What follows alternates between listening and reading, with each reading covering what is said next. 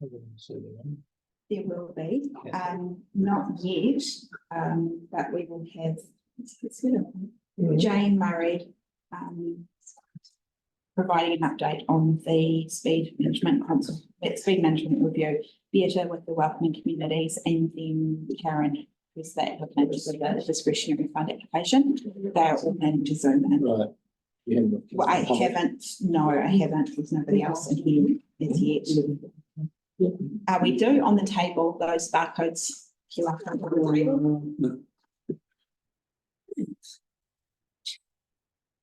You was with us, I believe. No, I haven't any meeting. Or on sort of few months. Remember. And yeah. So everybody. Oh, cool. Okay, excellent. All right. I'll welcome everybody and thank you for coming to the December Golden Bay Community Board meeting. I'm just going to pass over to Kim and Robert to open Karakia. Kia ora, whakataka te hau ki te uru, whakataka te hau ki te tonga, kia mā kina kina ki uta, kia mā taratara ki tai. Hi ki ana ati kura, he teo, he hoko, he ho, ti hei, mauri ora. So, thank you, Robert and Kim. Okay, so let's start our meeting. We've got quite a full agenda today and staff coming over to talk to us, which is really nice. Thank you. So welcome to Robert and Grant, and we'll have zooming in Jane, Beata, and Karen. Thank you. Excellent. No, the term is not yet. Right. So we have an apology from Councillor Butler, who was over the hill at a regional transport meeting today. She had to be there in person. She thought she could Zoom and then be here, but so I'll have to move the apologies be accepted. May I have a seconder? Second, all those in favour? Excellent, thank you. And we have no registrations for public forum today. So we'll move straight into our declarations of interest. Has anyone got any conflicts to declare regarding today's agenda? Excellent. Can I have someone to move, confirm the minutes from the 13th of November? True record, please. I can do that. Moved by Grant, seconded by Henry. All those in favour? Aye. Lovely, thank you. Okay, so we're going to now go into the community lease and licence renewals. Thank you. Or do you want to do the other one? Which way round do you want to go? Mentally prepared for the golden.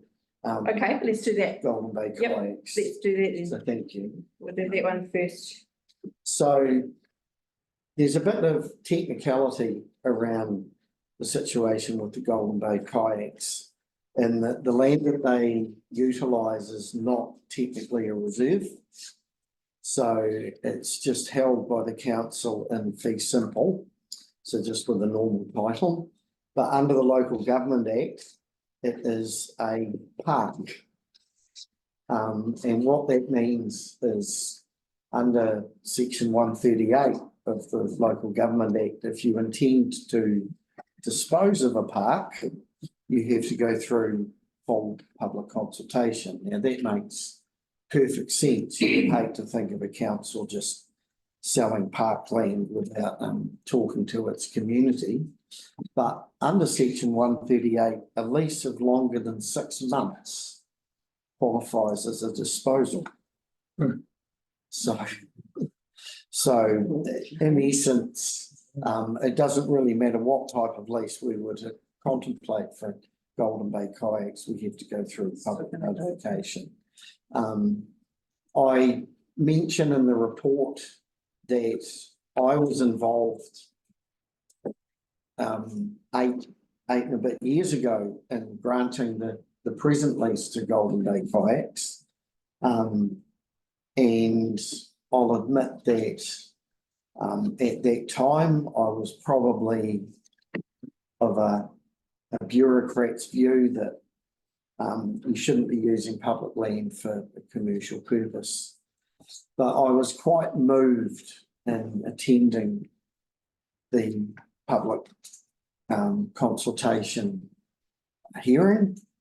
And there were a lot of people who expressed a view of how important Golden Bay Kayaks was to Golden Bay and to Tartar Beach. There were, I would say, 2 or 3 people who said they would be dead if it wasn't for Tony's kayaking skills. They got completely out of their skill level. Having talked subsequently to Tony and Lisa about how quickly the weather can change at Tartar Beach. I mean, ultimately it was the hearing panel that made the decision, but I know that my view changed from being quite rigidly against the idea of commercial entity to saying, actually, this is bigger than me. This is bigger than, I think, Richmond staff. And for one thing, it must be publicly notified anyway. But for 2, I think it is very much a scenario where it's a good idea that the public have their say. And, you know, while there were many people who said it was great having Golden Bay Kayaks at Tartar Beach, there were a few neighbours who said it's not good, you know, their customers clog up our street. And I spoke to Tony and Lisa about that, and as I'm sure you know, and I'm sure you can imagine, it's not that simple. You know, the people who are parking at Tartar Beach, particularly in the peak holiday season, are a mix. For sure. So all this report does is ask you to recommend that we go to public notification. This isn't the time to form a view on whether it's a good thing or a bad thing. And in fact, it would probably be a bad idea to try and form a view as to whether it's a good thing or a bad thing. All we're asking you to do is make a recommendation that this go to public notification. If you do make that recommendation, we'll go to the full council, put it in front of them, predominantly because we need to have a hearing panel appointed. And then we go through public notification. I don't have a lot of doubt that there will be submissions. And I think that's a good thing. You want to hear as many different perspectives as possible. What is different this time is that Golden Bay Kayaks have asked for a 20-year term. I didn't really know how I felt about that. I thought, gee, that's quite a long time. But Tony and Lisa have been there for 11 years. Golden Bay Kayaks as an entity have been there for about 20. So it's probably, rather than continue with short-term occupations, I think it is worth having a conversation around whether this is an activity that should endure. And again, I think now's the time to have that conversation. They've asked for a 20-year lease. I do know that the building that they use is a bit dilapidated, so while they've only got a relatively short term, they're naturally reluctant to put a lot of capital into keeping it repaired.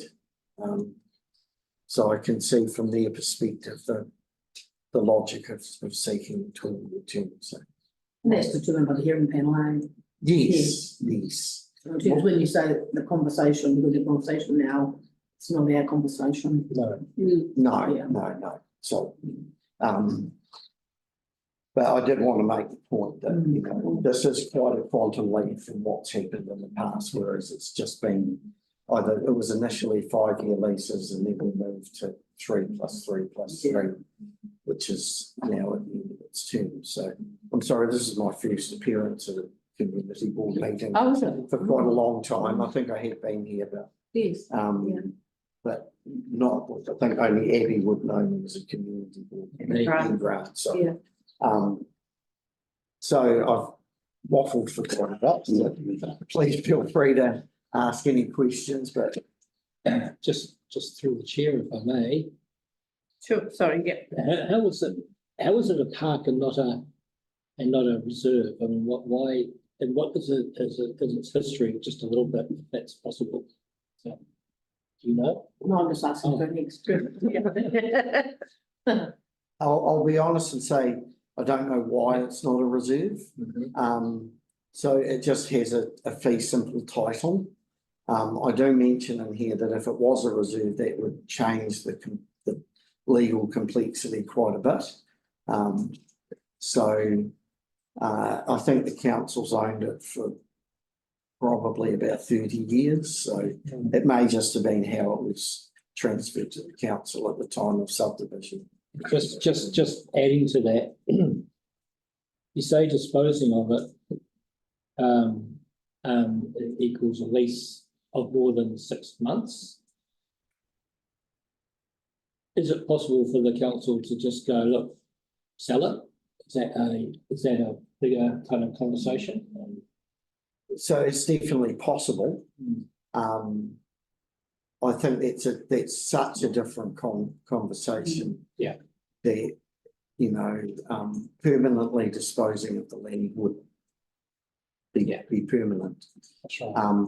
At the moment, the lease is only for a relatively small part of even what's a relatively small site. Also, Therefore, the lease is only for the building footprint, the boat shed footprint, plus it allows the use of the land in front of the boat shed, but the rest it's not. so is it right next to a reserve? Is that?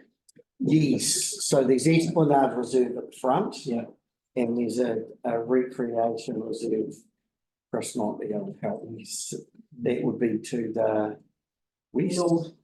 Oh, you talk about. The main- The hill. Yes, Yeah. yes. Right. Okay, so there's Esplanade Reserve in front of the this park. Yep. And to the just further along Cornwall Place, there's quite a big area of recreation reserve, which is covered in native bush Yep. and the like. Thank you. Chris? Thank you, Chair. Nice to go out there and with you both and meet with Tony and Lisa. Really good conversation with them, wasn't it? Just one of those little complex, tricky things that's not usual. And just a question to start with. So in terms of the last hearing for it, was that the community board, were they the hearing panel, would make a recommendation to the council? No, my memory was that it wasn't the community board. I certainly remember that the chair, I think, was. Yeah. Yeah. Yep. So That's something for us to consider, is that we, I'm happy to move the resolution, but it could be that if you were happy, we could add, I don't know if we make it as part of the resolution, I'd be looking for your guidance, Kim, that to say that, that the board has an interest in being one of those. Having a member on that panel. Well, no, I was thinking that we would. Oh, we the would be panel. the panel. So we've been the panel for the dog bylaw. We were the review. panel for the dog We were bylaw, the yeah. panel for the England fence, where the panels, and I imagine in times before my time here, the board's been a panel. So it would be one of the times, I think, we might give a delegation. I don't know that it's in terms of decision making, so if the bylaws for council have to make the decisions around, so we only make a recommendation. Which they always follow, but in terms of this, that would be something to clarify if the decision would be ours or there's a delegation that has to be held off the council. And so just have a question about whether it was something that we would add to the resolution or simply can write to the mayor and say that we have an interest in being or maybe to the chair of the Environment and Military Committee. These are very cooperative. Himself. Sure, she might say yes. So we know the Yeah. path. Because I think something to this effect in the resolution Okay, would be the one that would make sure it's carried through. All right, well, I'd like to move the resolution with a 3-paragraph, 3 dot. It says, something to the effect of, we'd like to do it. Yes. You just formalise it up a little bit. Yeah, look, I'm happy to second that too. Right. How do we phrase that, Kim? No, I'm just thinking it would be, and the board would support They request delegation. well, I'm wondering whether you're requesting at this point or you're support, it's a very early date to request. I think you probably would support the consideration be given to that type of, Yeah. Yeah. That the community board undertake. The hearing. the hearing, yeah. Consideration be given to delegating the members of the community board. Consideration given. And it might be that, you know, if the council are interested in that, then, I don't know, there might be some other advice that we're not aware of, but also that they have somebody join the panel who has some level of expertise that we don't, even though staff, you know, will be there to provide the report. And I think there's, yeah, just to say that in terms of the last process, I think there was some of those matters that arose then probably might still.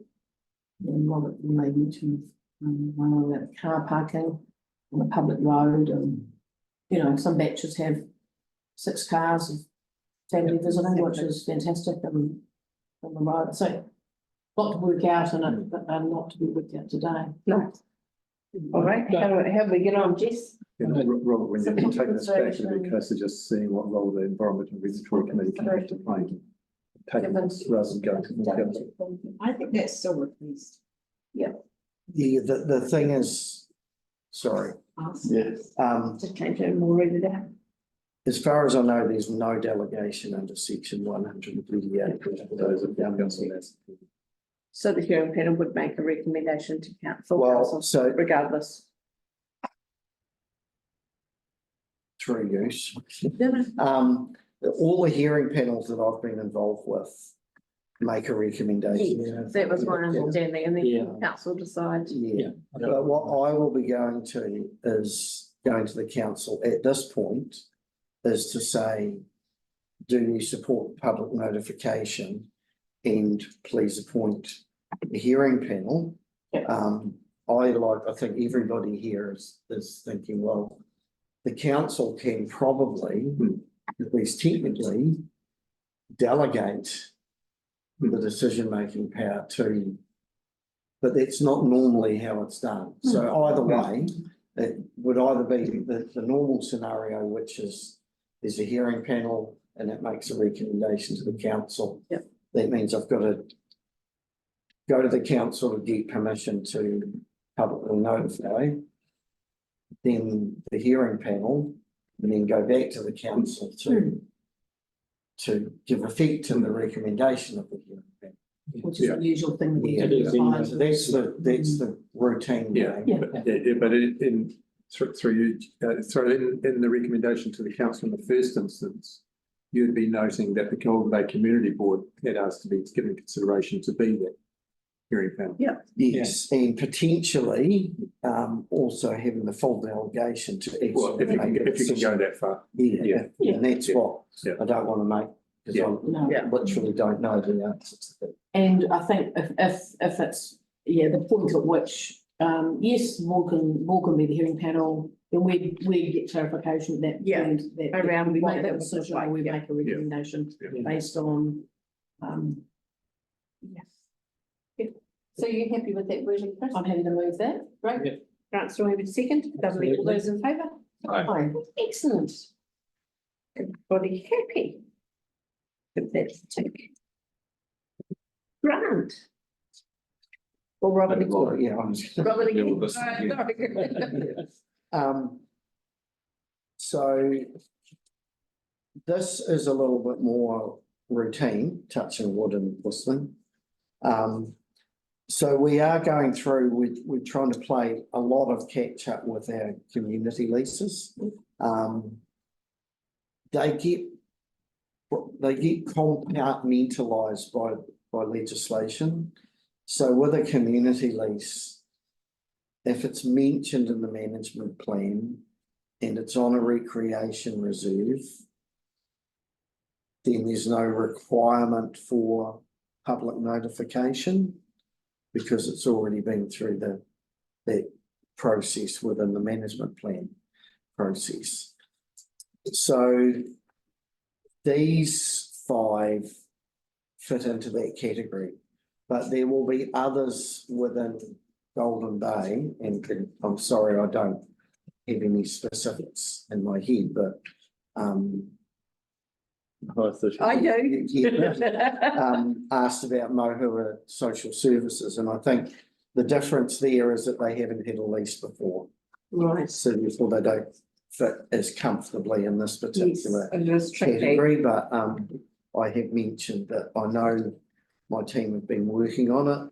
I've got a note to ask them Fantastic. how far they got to. Yeah, that would be great, just because it is affecting their funding applications. They want to list. Yeah. Yeah, they absolutely desperately, Yeah. desperately And, happy to sign one, just. So, It's such a huge part of our community that. yeah, and I know, we did get quite a long way along that route, because I remember we dealt with Jamie Park about Yes. to give us a plan of what area they would lease, what area they were responsible for. But I have to admit that probably that was a month ago. Just through the chair, can we write them a letter to sort of give them the, for their funding applications? Is there some sort of letter to say that we're working on the lease with them and give them a wee bit of history, so that when they do put the funding applications in, it helps them? I don't see a problem with that. We would have to be, Yeah, careful. yes, we need to be careful Yeah. with the wording, and Yeah. sometimes you can end up being covering your proverbial so much that the letter ends up being counterproductive. Yeah, of course. Chris. In terms of the community centre, there must be a community centre trust. That, because actually what we've got there is the community centre, which is the building, and it was an incorporated society or something. that They have a committee. Owned it in the past, and then you've got Mohua Social Services in there, which would presumably pay a rent for using the building. Yes. Context. They have a committee, there's a village green committee, and then there's a building committee as well. Yes, there is. There is. The committee, I went to one meeting. Yes, you will have. So It's not There is very, a- it's not very active. No, only really put together. the committee's responsible for the building, For the building, and yes. they must have a lease, a ground lease, or something like. They have a representative from each party in the building, so Golden Kids are part of it, Mohua Social Services are part of it, they all come together and discuss issues when needed, and then. I don't think there's a lease. For the community. Anyway, No. I just think it's a little more Yeah. complex. Yes, possibly than just absolutely, yes. Mohua Social Services having a lease with council. Anyway, there's a lot to That's- examine in that. that's- I A think. lot. Imagine the Yeah. community hall is a little bit like other community halls. That's my understanding, is Yeah. that it's a community also, is a whole committee. Yeah, Yes, there is a So- committee. Mohua Social Services are mentioned on this report, but we've drifted into that. Yeah, but we'll stop, yeah. So they don't have a lease, but they have asked for a lease, and we're working towards giving them one, just as a normal community, because they're in a council owned because building. they're in a hall which is operated by a hall committee. So there's- That's what I was wondering about, that it's a whole committee that's responsible for Oh, the they whole don't building and. have the powers to grant. Nice. So, Right. I guess my point is it's more complex than it Yeah, and initially absolutely. first looks like. Absolutely, when I first started, I went, "Oh, I can't let just have a lease, sign a bit of paper, come on." And then I went, oh, really? Oh, dear, yes, no, it's very complex, Yeah. but I'm pleased to hear that it's on your radar. and please, both councillor Hill and don't feel that it's a problem to ring me up and say, how's Yeah. that going? Appreciate that, Because I, yes, I really. know we made some good progress, and then I don't know why it hasn't progressed, so it may be. So but it'll just be a matter of someone got busy. Yeah, absolutely. Back to the report, I'm Us- happy to move it. Oh, sorry, Henry just had some info. Oh, I was just gonna say that, I mean, in any case, it's the keys of community service that Yes. needs to, we need to get some action to get them to go get funding for the thing, so it's Absolutely. by priority. Absolutely. So were there any other? Yeah, sorry.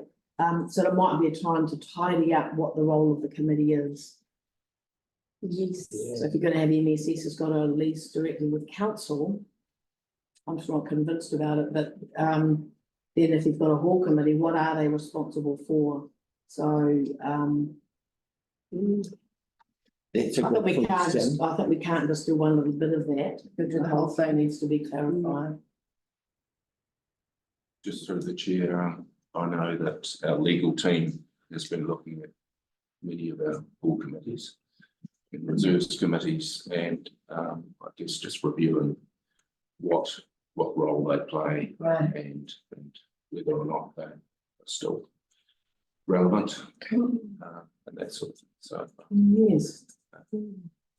Alongside that process that's happening around going around all the facilities and doing the assessments of them. Making sure they understand their responsibilities. that's right. There's also an assessment going of each building around what state it's in and what it needs and It's great. what maintenance is responsible, councillors for and all that. So we're tidying up that whole area generally, aren't we? Because I know that sometimes there is a lot of confusion amongst committees as to where their responsibilities lie and what they should be doing. That's good. Excellent. Robert, did you, sorry. Just, the Maho Social Services just came up because Golden Kids is on the list. Yes. Which is the other half of the facility. But anyway, one thing I was wondering is, I was looking at all of them and it says the current lease is expired. So I'm just wondering about the timing of these lease renewals. Because of, it appears that they've all expired and we're playing catch up rather than being ahead of the game. That's, yeah, I won't disagree with you there. And it is something that we're trying to achieve. For what it's worth, all of the existing leases have what we call the carryover term. So if they get to the end of what's in the lease document, says that they can continue operating as a month-to-month agreement until a decision is made. Yeah. One way or another. So it's not as though the lease has ended. Yeah. They get turfed out on the street. You said it's not really works. Great. All right, thank you. Grant, you wanted to move?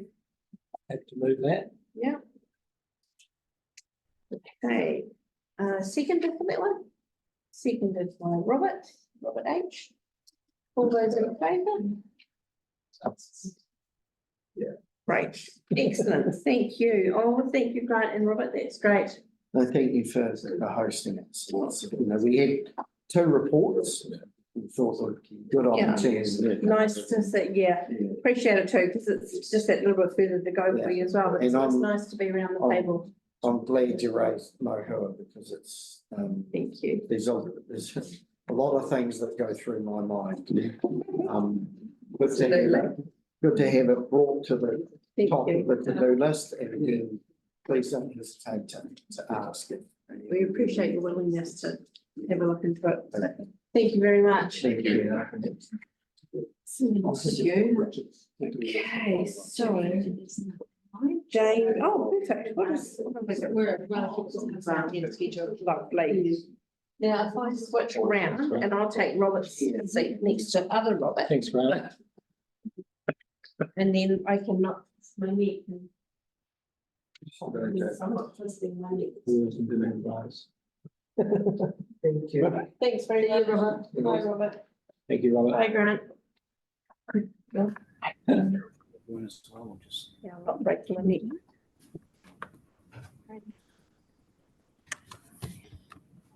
Do you want to introduce Yeah. Jane Boomerang? Hi, Jane, how are you?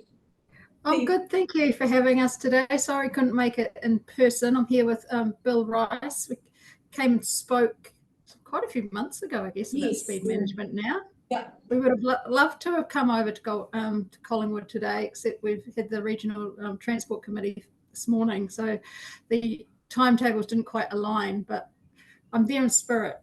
No, thank you. Oh, it is a beautiful day over here in the Bay, but looking forward to hearing a bit more about the speed management. There's been emails going around and the schools have, I know the local schools have been discussing it, and it's good to have an update. I'll hand Right. over to you. Thank you. I'm just going to share my screen, so bear with this driver.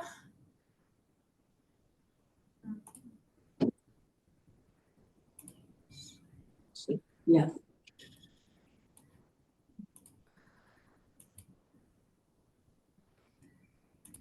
Can you see that? Yes, we Yep. can. Yep. Oh, perfect. Okay, so we're out with public consultation at the moment for speed management. So that started on the 28th of November, and that's when we notified all the schools about the changes for their specific schools, and it's open through to the 29th of February. So there's a bit of time for different communities to come back to us. So I'm just going to give you a bit of a whistle-stop tour about the speed management process to date, and showing you the urban options, the rural options, and some of our maps, and where you can find all the in-depth information. But just for background, we'll talk about the speed management plan, why we're doing this. We're doing it with Nelson City Council, and it's a result of the speed setting rule that came into force last year in 2022. So we're required to have a speed management plan, and that will last for 10 years. And the plan that we're looking at is for the first 3 years of that. So we've been asked by our community several times many times over the last few years for specific changes on particular roads. So we've taken in that feedback, we've overlaid that with the guiding principles for speed management, which is that small little table you've got on the screen, talking about safety, it's talking about community wellbeing, and it's a whole of systems approach. And so we've got out for consultation as a first draft of what a speed management plan might look like for our district. And why are we talking about speed? Well, more people die on our roads in New Zealand per head of population than in similar countries. And it may be that the speed limits are actually too high in relation to the design and features of particular roads. And even if people are obeying the legal limit, they might not have time to respond when something unexpected happens on a road. So that's where we're looking at the speeds across all the rural area and also the urban area, because irrespective of why that crash occurred, that speed's the difference between somebody walking away or somebody being carried away in a stretcher.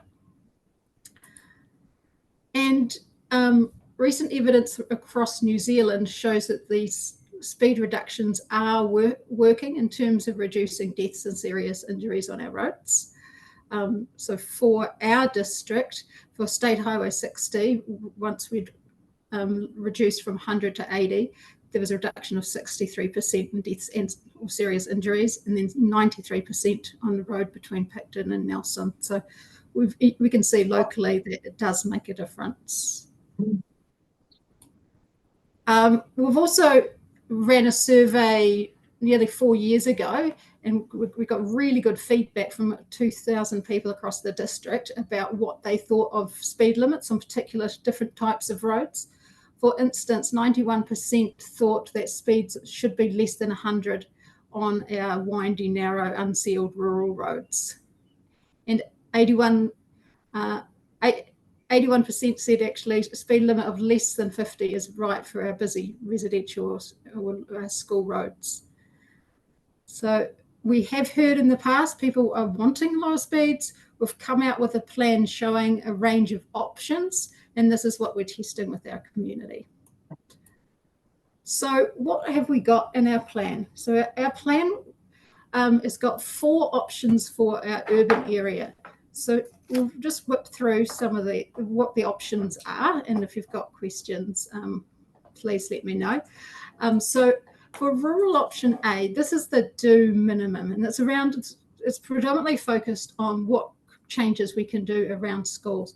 Now, we have to note that it's not the state highways. So like with Takaka, some of your schools are right next to the state highway. We don't have any influence on those at the moment. Waka Kotahi the New Zealand Transport Agency will be looking at their own plan for state highways next year. So our option A is concentrated around schools, and option B is where we look at the school zone and also look at town centres. And in many of our towns, our schools are really close to our town centres. If you think of Motueka, for instance, they're almost adjacent. So we've grabbed a slightly larger area around the streets around the schools and the town centres and made 30k zones. And later I'll get to some maps and we can talk about those a little bit more. The other option we've got is going another step. So what does the whole urban area at 40 look like? And then the final one goes to our safe and appropriate speeds, which is 30 k's for the whole urban area. So there's a wee bit of difference there between each of the options, and it's kind of a stepped approach. I'll go on to our next one. So this is just which town did I grab? I did this a wee while ago. Sorry, this is I've grabbed a little bit of Nelson for this map. So this is showing you around, we've got Stoke Shops here, we've got Nayland College here. So that this again is the urban option A, where we've just looked at where the schools are, and in the Nayland area, they're quite close together. So we've grabbed a little bit of an area around the schools and looking at lowering those, having 30 k's permanently on those smaller streets, and then where you've got your larger roads, they're the variable speeds. So when schools, children are off in the mornings or the afternoons, that's where the variable ones kick in. Then if we go to the next level, again, and this is at Nayland again, we've grabbed a larger area. So this is the Stoke Shops here. It's grabbing that whole bit section there is a 30k town and school zone. And if I step through another one, so this is keeping those school speeds. So the orange is showing the 30k. Keeping that area stays as the 30. Then all these blue areas this is actually showing you the 40k area. And then if I step through again, this is showing you what a 30k would look like on local urban streets. One thing I didn't mention, I kind of brushed over, is we've still got key urban connector routes, such as Nayland Road coming through here, or Main Road Stoke. These would stay at 50 kilometres, but unless it's adjacent to a school. So that's a bit of a whistle-stop tour of the urban ones. I'll whip over to the rural. I'll show you our maps, and then I'll stop for some questions. So in the rural area, again, the rural option 1 looks at our school areas. So this is the minimum required by the rule. So I've got I think that's Lower Mutru School in the picture.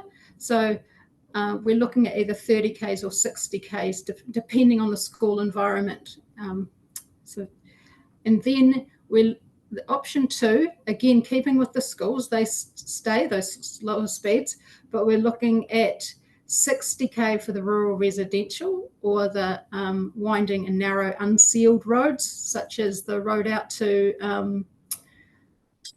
Tautranui.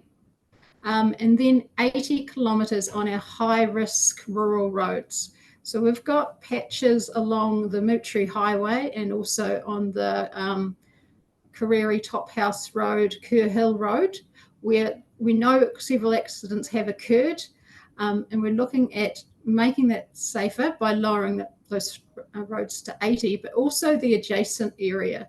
So we know if we have a lot of crashes on one particular road and we lower the speed there, that if the adjacent roads, which are of lower quality, if their roads still remain at 100k, we'll get more traffic on those roads, and the accidents will start occurring on that side. So that's why we've grabbed the high risk road and adjacent areas for option 2. Option 3 is a more blanket approach, where around the schools still stays the lower speeds, but it's 80k across the rural areas, and then the 60 in the rural residential and those windy unsealed roads. And option 4 is where the rural residential would drop from 60 kilometres down to 50. All of the unsealed roads become 60, but then the sealed winding and narrow roads become 60 as well. And then it's 80k. So it's a bit more nuanced than that one. And it's much easier to show on the maps. So I will just run through, see if I've missed anything off these maps here, which I grabbed. This is around Lower Moutere. So again, option 1 was that around the schools, in any area where we've got 70k, that is going down to a 60, but no other rural speeds are changing under option 1, the do minimum. Skipping across option 2, again, this is looking at those lower speeds around the schools, reducing the 70s. This brings in the rural residential areas, the 60k on those winding or narrow unsealed roads, and then those high risks roads are going down to 80. And we're not increasing any speeds. If there isn't alignment, speeds won't be going up. So if there's already a rural residential that's 50, that doesn't go up to 60, it would be staying down at 50. Option 3, this is the 80k in the rural areas, and then there's 60k in the rural residential areas. So it includes the schools, the 70s go down to 60s, 50 or 60 for the rural residentials, and 80 everywhere else. And then finally, this is the longer one, the schools stay the same, 70 to 60. We've got the 50 to 60 rural residential, 60 kilometres for all unsealed roads, 60 kilometres for the winding and narrow sealed roads, and then 80k across all other local roads in Tasman. Again, state highways aren't covered. And what I'll do now, I'll stop sharing this. We do have an interactive map, so I'll just whip across on that. Sorry, I'm not pausing for questions, but I think sometimes once you've seen the map, that probably answers a couple more of your questions. So I'll just stop sharing that. Just bear with me again when I find the right button to grab. This one. Here we go. Can you confirm you can see that? Yeah. Perfect, thank you. So I know it was a bit of a rush through, but on this website, this is on the Shape Tasman page. You've got all the information about the speed and safety, why we're doing this. Our crash data's on there, a bit more information about when we're doing drop-in sessions and the like. The copy of the plan, the engagement document, it's all on here, as well as frequently asked questions. There is more in-depth information. It shows the pros and cons for each of the options in these rural area section and the urban section. And this is the map I'm talking about. So I'm just opening it up now. Hopefully it loads properly for you. Fingers crossed. I've still got a white screen, but it's almost there. There we go. Can you confirm you can see that, please? No. Oh, yeah. How about now? No. No. Okay, I'll give it one more minute.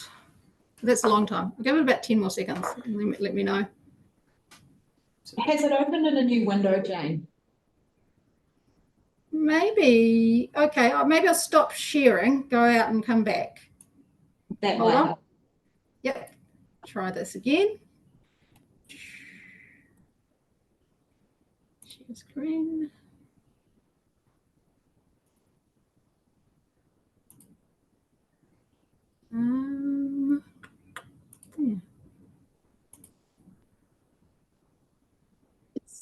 Yeah. There we go. So, yay, great. Okay, so over on this page, this little bit over here is a little bookmark, and I can drive it anywhere in the main towns around the place. So I'm just going to throw myself where you are, throw myself into Collingwood, pretend I'm by the beach right now.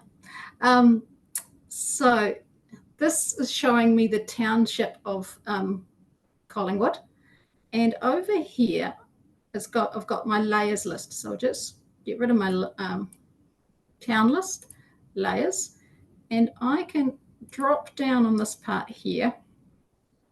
And what it's showing me is urban option A for Collingwood, which is the school area just around here. So anything green is your existing 50s.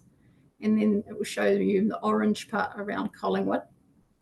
And then I can go through and the map will change slightly. So this is now grabbed that extended the school zone into the town zone, so that goes around, that's your school area. Then I can flip over to have a look at the 40k. So again, that 30k around Collingwood area school and 40k around the town, the rest of the township. And then option D will show you what 30k looks like. What I can also do, if I'm really interested in this particular street, I can hover over it, click on it, and that will show me what the changes are for each of the options for that particular street. And then what I can do, I can zoom out a little bit. Because maybe I'm not so interested in this particular town, but I want to see what's happening over on this side. Take off my urban options, and I can go through my rural options. So this light blue color is 100k. So under option A for the rural area, there won't be any changes over this side of the bay because there's no schools along there. But whereas if I go to option 2, this is when this we've identified this part of the road to be windy, incredibly windy. So that's dropping down to 60. If I can't remember what the reason was, I can click on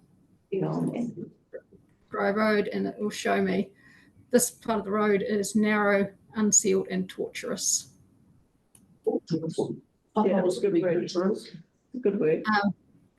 And then I can click through to the other options. That's showing me the option 3, which is showing 80k. What does that look like for that part of the area? And then this SAAS, safe and appropriate speeds. So, okay, that whole area is going to drop to 60 depending on which option. And what we're really encouraging people to do is go and have a look at the maps and give us really particular feedback about what they think is right for their particular area. So I'll stop sharing my screen and I'll open it up to any questions now. Sorry, it was a bit of a rush, but I know you're very busy today. Through the chair, hi there, Jane. I'm just wondering about here in Collingwood up on Orion Street. Had a few parents and teachers talk to me about that.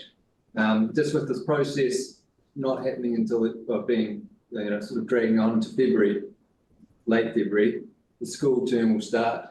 The new school term will start in the beginning of February, and as parents, kids who are walking along that narrow gravel road with 100-kilometre speed limit currently, I'm wondering if there's any way to sort of expedite something just for that section where there's a clear risk and yeah, I know it's in the sort of the long-term process, but the school term is going to start before this process is complete. I'm just wondering if there's some way or some sort of temporary speed reduction for just that stretch where kids walk regularly to school. At this stage, we're not running any parallel processes.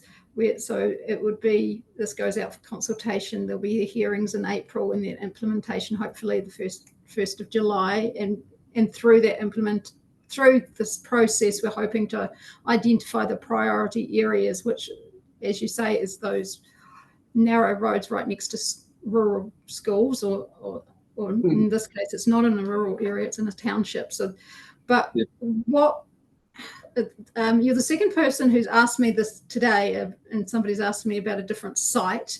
Is it would be great if the community board or with the school identified where in particular are the really problem areas for you, and maybe we can have a word with the transportation manager and see if there's anything temporary we can set up. I'm not sure, but if we had something written from you with further details, that would really help us. Okay, yeah, that's good to know, because it's definitely a dangerous spot there with kids on that road. Yeah. So who would I direct that? Or who could we You can send it to me, Jane Murray. Yeah. I know, Jane, and we did have, last time we were in Collingwood, we had a submission from some parents around the same issue, and were sort of told by Jamie that it would form part of the speed management review. But I think if we go back and ask for some temporary measures, then most 6 months. Yeah, it's a long time. No action. So. Yeah, Bill here. I think it's probably fair to say that the rules around temporary measures are fairly stringent. So it's not necessarily straightforward to put in a temporary number. Now, they have eased them a bit for what they're calling pilot limits, but I'm not sure what those rules actually say at the moment. So don't want to get your hopes up too high, I guess, is what I'm saying. I think one of the suggestions was signage. We could put up signs saying slow children. Perhaps, yeah. Right, So we could investigate that and talk to Jamie about that further as well. We've got other projects, good remembering. And we've certainly had quite a detailed letter from Collingwood School about what they wanted for the speed management plan, because it's really useful to have such good information to work from. Grant. It might be look, will the new do we know if the new coalition is going to hold fast to what's happening with the rural, with this aspect of it?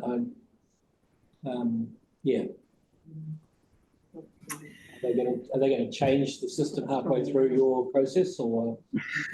So, I mean, it might be too hard a question to ask, but it's a curly question. Each of the parties in the current coalition government have indicated a desire to change the maximum speed limits, or the what they're calling the blanket speed limits.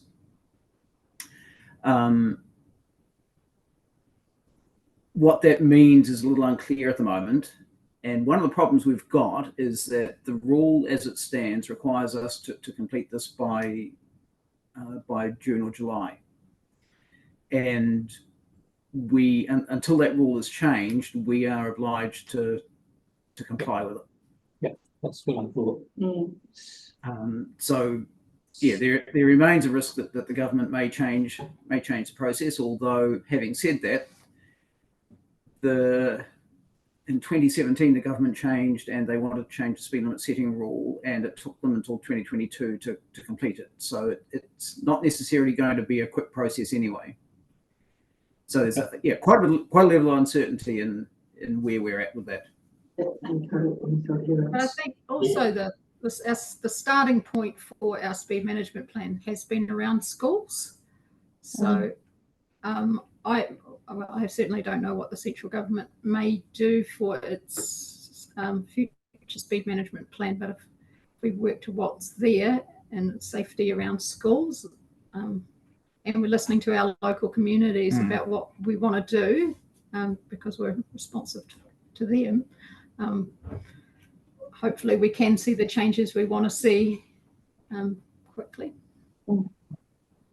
Just one more question, through the chair. Karakia Township has the added state highway running through it, of course. Their added bonus, if you like. Is there anything in the coming up that might be able to change the speed limit within the Karakia Township area? Because I think there's been a lot of requests for that, and yeah. So this process is only on our local roads, Yep. so it doesn't include the state highways. The state highway team are preparing their own speed management plan, a national speed management plan, which at this stage they're suggesting is coming out for consultation in February. Okay. But that is possibly up for some delays. So yeah, short answer is, like the government stand on everything else, we're not really sure. Yeah, okay, so I put that might be the case. It's just good to have it confirmed. So any further questions or comments from the board? Just on what you've said as well, Waka Kotahi on their website are still identifying Golden Bay High School and Takaka Primary on their speed limit tables of where they want the new speeds, the proposed new speed limits. They haven't done that to all schools around the district, but for your two schools, they are still on that list. So we're hopeful. Excellent. Chris, you get started to Jen. Oh, to say that, that map's just very good, isn't it? And I know that we're posting and we're letting people know as best we can. It's a newsline around this process. Despite some people's thinking, there's a genuine interest in wanting to hear what people think about it. I don't know what else can be done to encourage people to submit and to engage, with the material, and particularly the map if they're wanting to, understand what's going on. I think I did read some small piece around the new co-governance arrangement we have at government level about speed management, and I guess because it's a bit of a cobbled together thing, there's not a lot of coherence in it. So I don't imagine there's going to be, they won't know yet what they're going to do. So it's a bit of a shame, isn't it? The rules work may go in for then something new to sort of want to be implemented. So I guess it's an aspect of our very expensive form of democracy that we have. I guess through the chair, I guess on the positive side, we are going through a process in which we are getting some good feedback from our community, and last I heard we were sitting at 200. End of last week, it was over 200 submissions. So we're hearing a lot from our community, and so that is, regardless of what happens with central government, that will help us to form our response, I think. So I think that it's not a total waste of time. I think we are getting some good feedback. No, I've never thought it a waste of time. It's just that I think it's I know people are busy and things, I appreciate the way that the consultation material was going out, and difficult to know what extra to do to be able to get more input from the 50,000 people that live, 60,000 people that live in Tasman. Yeah, we had a good response, Chris, when we stood at the Nelson A&P show. And yeah, we right. were there for the day, and we're coming over to the Golden Bay one as well. So if any of the community board want to join us on those days, that'd be awesome. Right. Good to have those conversations. And also just a note, when I've been going through the feedback we've received to date, there are a few people that have been mentioning various things about the state highway. So even if it is outside of the scope of what we're doing, but we're trying to capture as much information so we can use that to inform Waka Kotahi next year when they are doing their plan. This is what we've heard from the community. Thank you. Excellent. Robert? Yeah, this is not a criticism, but yeah, it's just disappointing the government can't work in a line with councils doing this, so they can gather all the feedback at once. Because at the moment, we've got to give feedbacks on local roads, and then next year we have to turn around and give feedback on state highways, which run right beside those local roads. There might be 2 sets of speed limit changes happening, so there's going to be ongoing. But that's just how it works. Unfortunately, I know what it's like working with Waikato Katahi. Excellent. Oh, well, thank you very much for coming along and zooming in with us. And yeah, we will encourage our community to continue to have their say. Well, thanks very much for your time. And if you've got any further questions, please let us know. Lovely. Thank you so much. Thank you. Thank you. Bye. Just through the chair, do we need to put in a submission, or have we already done that? Have you had a look at the board report? Yeah. It's coming up. It is there, yeah. Yeah. But good I point. did look at it. Absolutely. Good point. Shall we move on? Yeah, Yeah, let's continue. Welcome to the Welcoming Communities lady. Hi. Nice to see you. Good. Excellent. Thanks for joining us. Yes, thank you for having me, and apologies I can't be there in person. I was just clashing with a couple of other huis, and apologies I couldn't be there last time either. It's okay, it's nice to see you.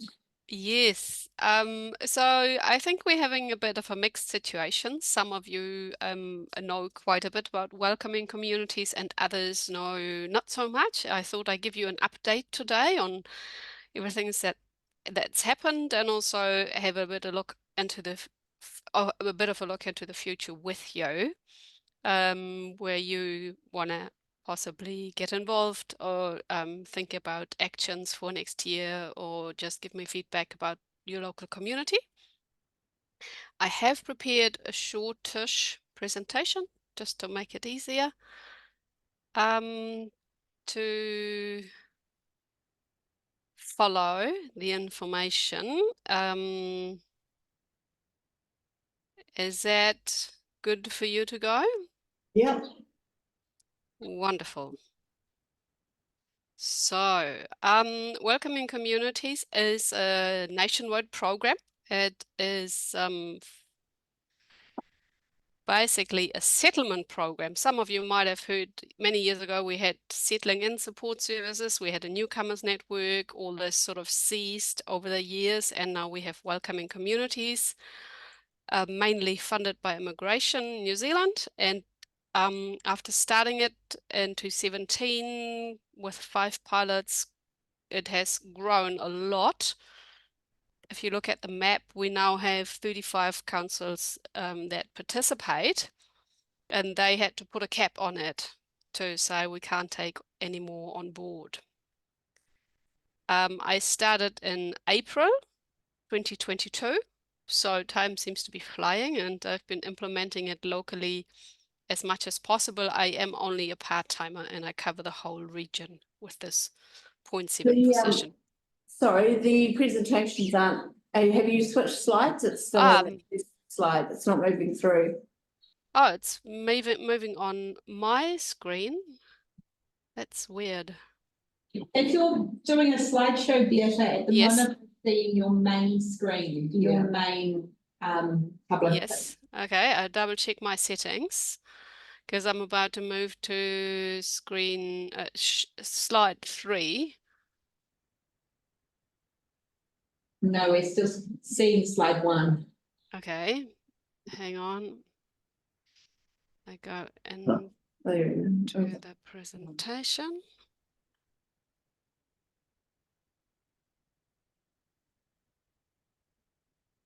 Any progress here? No. No. Sorry. Would it help if I email it to you briefly, quickly?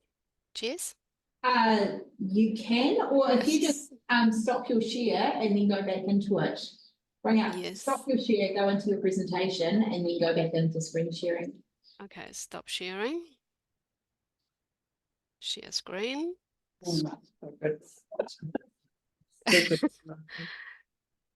Okay, I've done this multiple times, but there's always some issue. So, how's that looking? It's on the first slide. Mhm. You're not in presentation mode, as it were. I'm not sure of the right words, but Okay. I'm clicking on anything possible. if you just click on. Here we go. Oh, there we go. No, Are you on slide 2 now? no. No. If you click on slide 2, like manually click on it. Yeah. Oh, there we go. That's good. Echo. Hey. Yay. The things you get excited about these days. Okay, now I have actually lost it myself. So you see slide 2, yes? Yes. Correct. That's perfect. Do you see, is it sort of looking full? Yes, there's maps. Okay. Couple of maps. Yes, that's pretty much what I just mentioned. Yes. Now the big thing, I'm moving on to slide 3. Yes. Yeah. Two? Yeah. Yay. Okay. So, lots of people think it's only about migrants, people from different ethnic backgrounds. Absolutely not.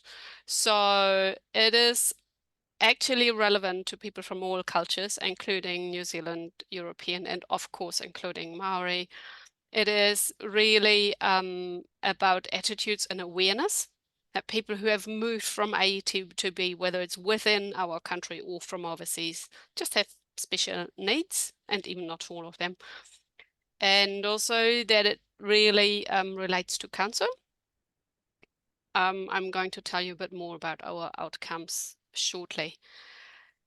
I always say it actually has the wrong name, because people think, oh yeah, this is just about saying hi, welcome, nice to have you, and then move on.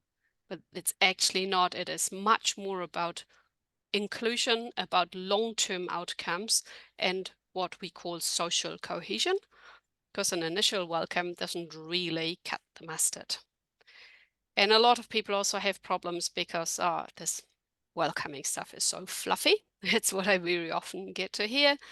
That's where our framework comes in. We have like 8 different outcomes areas. Here they are. So leadership, communication, access, equitable access. We have business and economy, connected communities, participation, which is something we really want, welcoming spaces, and culture and identity.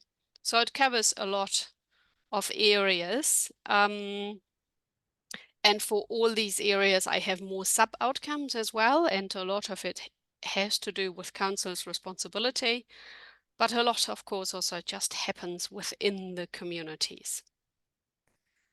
Last year I have done heat maps, and earlier this year and stock tags, and so these are the results. We had scaling questions from 1 to this has not been achieved to 5 fully achieved. You can see there's neither a 4 nor a 5. We still have lots of work to do. So council staff are in the right-hand column, and the average feedback from stakeholders, which are like a lot of organizations that I work closely with, is the left-hand column. You see the paler, the less they think it has been achieved.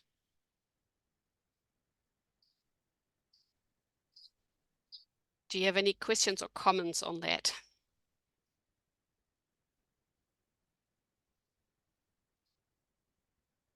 No. No. Okay, thank you. I thought I lost audio as well. I was thinking, yeah, that was from the survey you did a while ago. Yeah. The one you emailed around, yeah. Yes, yes. And these are just numbers. I've got a lot more feedback, and I give you some examples just to share that with you.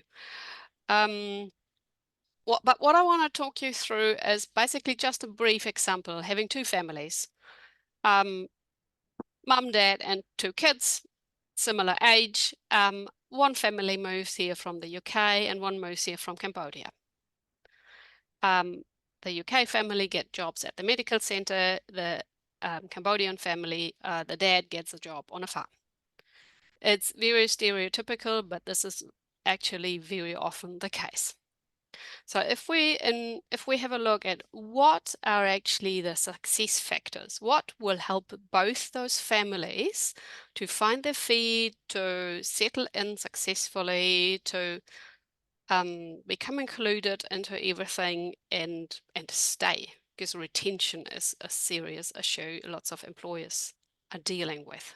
So we have the whole living situation. What kind of housing do they have? Big issue. Where are they based? And do they have transport? Feedback I really often get from families say, oh, we got here, we got a job, dad needs the car, mum sits at home with the kids and she's stuck. Work within workplaces, so there's immigration law. Do they actually get a permanent work visa or only for a short time? How much do they earn? What happens with the money? What are the conditions in the workplace? For some people who come here from a place like, say, Cambodia, working on a farm in New Zealand is quite different. What are the people in the workplace like? Are they welcoming? Are they inclusive? Do employers go beyond just induction to make sure their new workers really fit in? Communication, do you have support available for those who speak different languages, and do you have access to information? I know Golden Bay is the place in this region with the most community notice boards ever. Everywhere else they're being disestablished, but when I come to the Bay I see posters everywhere. But is this enough? Is this accessible for our new people? Social is of course big. Do you have friendly neighbors who say hi? Where I just moved earlier this year and my neighbors came over with a plate of muffin and the kids had created a little drawing like, welcome to the neighborhood. That was awesome. This is not the standard. Can you make friends? That's the most awkward thing for lots of people, because when you're new to an area, it's really saying like, I do have friends. I'm not a weirdo. They just don't live here. So I need new friends. But as an adult, it's really hard to say, can we go on a play date? Can we be friends? This social thing is what lots of newcomers struggle with. Do you have your family nearby? Most newcomers don't. And are there activities to get together? Like on Friday, we had a multicultural potluck dinner in Motueka, which was, really a good opportunity for people to mix and mingle and make new friends. What is available in terms of childcare and education? Culturally, do they have the chance to be accepted for their cultural traits? Do they have opportunities to connect to others? Do they have opportunities to celebrate their culture where they live? Like we are having a growing number of Indian celebrations in the Nelson region. I'm hoping they're coming more and more into the Tasman region as well. Because people always say, when I have the ability to celebrate my culture and my special festive occasions, that makes me feel at home. And last but not least is the community. Do people care? Do they actually get invited? Do they get a little bit of guidance where to find their information? What you even like, where can you get good firewood? Where can you buy seedlings? Who do you ask when you need anything? This kind of support. So all these factors play a role, and it's really, really complex. And you would think that for family B, a lot is harder because the language isn't a given. When you come from the UK, it's reasonably doable to adjust to the New Zealand accent. Financially, family A is certainly better off because two people work. And culturally, I would say it's also easier to find your feet in New Zealand when you come from the UK. This is just experience. Having said that, it doesn't mean that the family stays. It could well be that the Cambodian family actually stays in the region because they have different personal preferences. Maybe the UK family just comes in, gets a better job offer somewhere else.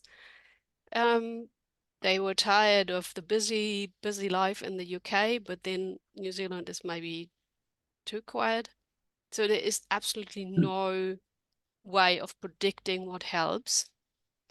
But what we know is really that the social, cultural, community factors play an important role. Any thoughts or questions on this? No.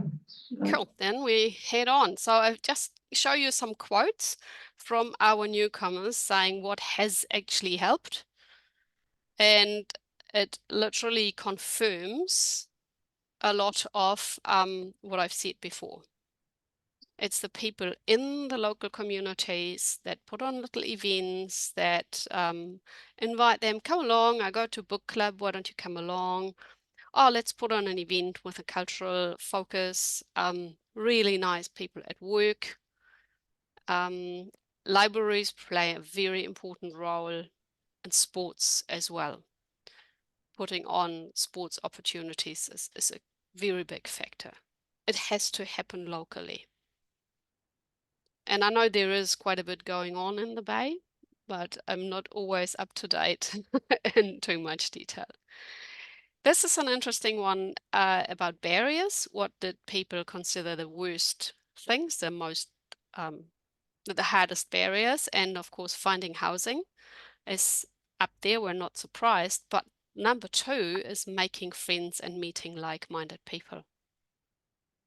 I find that really very important to reaffirm, to say a program like Welcoming Communities is actually relevant in helping with the social side of things. And some other issues, also feedback from people. Whilst lots of people say everyone is very friendly, we also get to hear people are cliquey. Difference is not really dealt with very well. It takes a long time to trust, especially in a small community. The newbies are the newbies for 25 years. I heard that myself quite a bit. Yeah, and just events for people to join. So this is not the Bay, this is Richmond, but this is a quote which I think says a lot.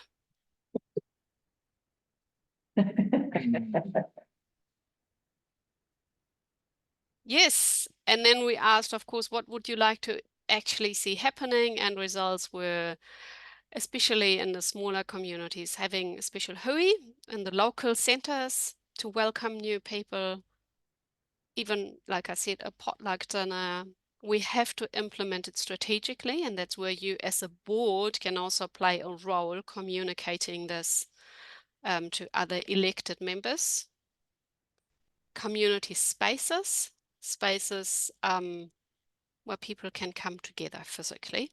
And for example, you've got a great community garden, and I'm talking to Murray at the moment how we can plan an event for next year to bring people together who are newer with those who are not so new. Absolutely, action, action, action, and more systematic support really to educate in schools and in workplaces, some cross-cultural awareness training, some diversity management training, because diversity is our future. The prediction is that nationwide in about 15 to 20 years, around 50% of our population will be New Zealand European, and the rest will identify with other ethnicities. And in 2065, roughly only a third of our population is supposed to be Pākehā, New Zealand European. So I know at the moment the Bay is a rather European area, but I think this will change in the long run, and it's better to get ready for that yesterday. Okay, when it comes to solutions, we definitely have to do a lot of work internally within council, and it is helpful for someone like me to have support from people like you to say, how are you doing? How is it going with diversity and inclusion? The more people ask, the more relevant it all becomes. A lot of collaboration. I collaborate a lot with other agencies because I could never ever do this by myself. If you have any thoughts, get in touch. That's where you are probably more knowledgeable than me to say, what are we doing? Where could we make existing events a little bit more inclusive or give them a bit of a cultural factor or ensure our new people find out about it? I went to a rural community not too long ago and we were talking about their activities, what they do throughout the year. And they said, oh yeah, we have this Christmas gala, but everybody knows about it. We don't have to advertise it. Yes, you do. Newcomers don't know about these events. Ideally, we add this to the long-term plan and to the budget. I know it is very, very hard, but the seed funding will run out in a year's time. And inclusion is part of the long-term plan, but how can we make this happen if there is no one lobbying for it? Yes, so if we do this, I think we can achieve resilient communities that are better connected. How we do this is a conversation to be had. Okay, that's an update from me. Your thoughts and questions? Just through the chair. Yeah, thank you for that. And I wonder if you could just explain to the chair what our CEO and Mayor signed recently to take the process. Yeah. Thank you for reminding me. Yes.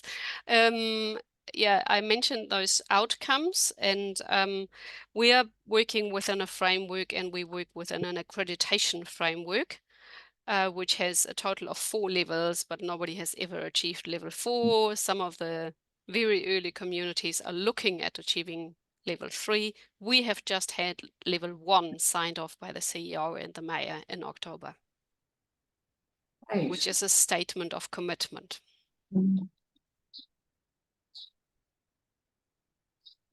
Any questions or comments for? Well, I just want to say it sounds like fantastic work that you're doing, and yeah, I mean, thank you. Strength through diversity, I think, is a really important thing for our community, and like you say, it's coming whether we want it or not, or it's something we need to embrace. And I think that if there are specific things that we as a community board could look at to help support newcomers, there's a wide diversity of people here, but yeah, I mean, something I'd like to be sort of more engaged with as well. Yeah, I think adding to this diversity is coming. I would like to say unity in diversity is a very important one, because we're also living in times of division where certain groups don't really get on with others, and that's where we've got homework to do. Yeah. If you say something specific you can do is, well, I try to focus the energy of this in sort of into phases, to say maybe 3 times a year we have a phase where for a week or so we organize a bunch of activities region-wide to create more awareness, because it's all about awareness and then involving community members. So if I would inform you about these activities and you then talk to the people and say, hey, can't we do something locally, put an event together or share an activity, that would be superb. Yeah, the board might, what do you want to say this? I'm just thinking about, without seeing your notes. Might be the board might consider chatting with MKM around having an annual pōwhiri and hui for people that are new to the. I know that, Yes. you know, I mean, it's easy to say, isn't it? I know they're incredibly busy. Whānau and marae down there, and Yes. but that might be something you know, as a chair, you might chat with Margie as the chair there, so. Yeah. To see if there's a level of more, there'll be a level of interest, but Yeah. more a level of capacity to do it. I've been talking to MKM for a bit, and I had my own pōwhiri a while ago, and I've always supported exactly this suggestion, but it's a matter of capacity. So if you could support this, it would be awesome if we could make it happen. Definitely with the conversation. So maybe if I'm not sure about time because we started earlier. Do I have another moment? Yeah, another minute or so, absolutely. Cool, because there is an organization which is called Inclusive Aotearoa Collective, and they are organizing hui, which they're called Bridging Cultures. So they've just come to Marlborough and Nelson a few weeks ago, and these hui actually involve a pōwhiri, and then they involve conversations. They have an introduction, whakawhanaungatanga process, where people from mana whenua, Pacifica, and migrants, recent and not so recent migrants, they all come together and just get to know each other. And following that, they also have questions about what helps to make people feel safe and welcome and included. So, and these conversations are very valuable. And I have asked them to come into Tasman, both Te Awhina, marae, and the marae and mohua as well. It depends on their funding. So if they are coming, that could well be combined with the pōwhiri for newcomers. And if not, maybe we can think about it separately. Oh, that sounds fantastic. We know how to fund That sounds great. Oh, well, thank you so much for joining us today. Thank Really you. appreciate all your hard work, and the updates have been great, so thank you. Thank you. And so who do I send the updates to Jess or to the Yeah, chair? send them through to Jess or me, but yeah, probably who does it. Either way, either one of us will forward them round, so yeah. Awesome. Many thanks. Thanks so much, thank Kia you. kite. Okay, so it's 2:30. I suggest we have a 10-minute break for a comfort stop, cup of tea and a bicky. Right. Karen has just joined as well. You already had yours. So I'm just wondering if you wanted to. Remind me what Karen was doing. Karen's coming in for the discussion. Oh, for the discretionary fund. Do we want to do that while she's here? Yeah. Have a break, yep, let's, Okay. yeah, okay, let's do that. Grab my thing. She's just joined. Yeah. What time was public, what time was it supposed to be? Well, she's there. I haven't chatted back and forth because No, let's do it. so she's on because Let's do it now. So we'll do that on the notes? Yeah. Okay. Okay.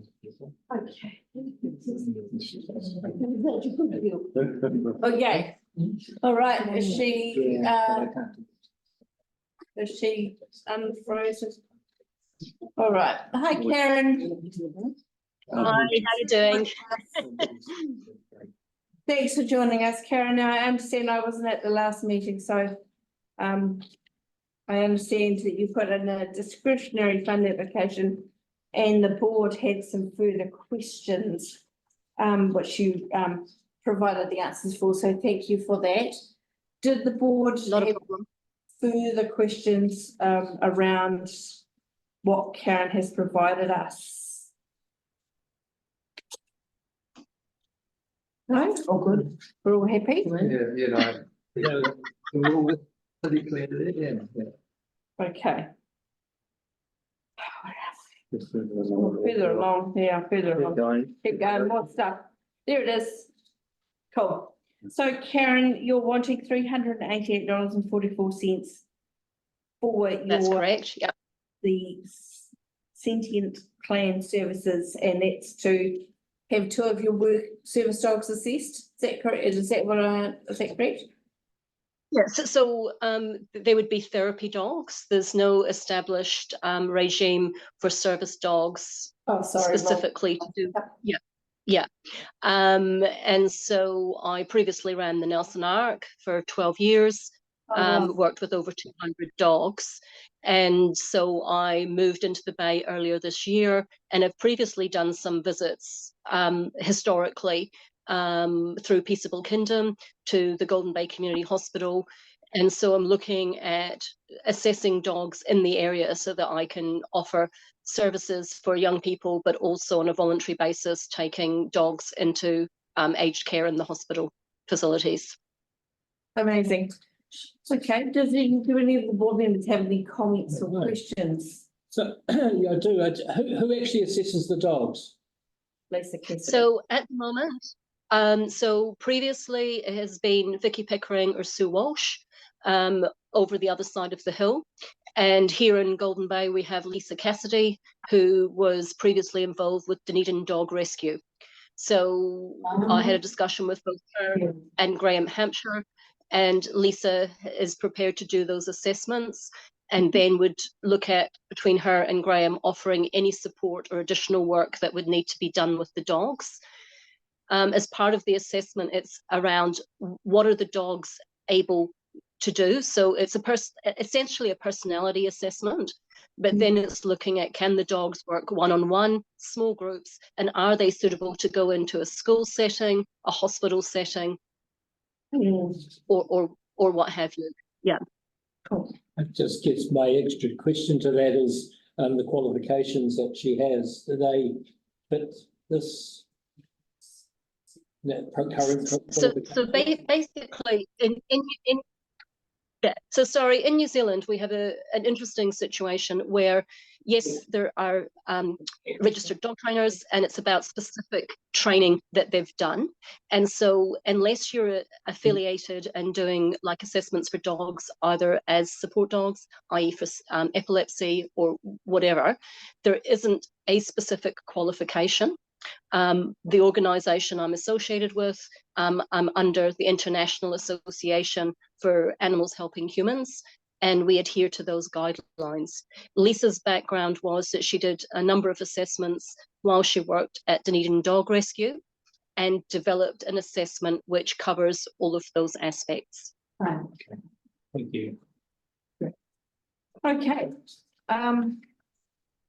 Well, I'm happy to grant the Sentient Can Services their request, their application request, noting that as part of our, what's the word, what are they here? Reporting back. What is the accountability? Sorry, Karen, the word ran away from me for a moment.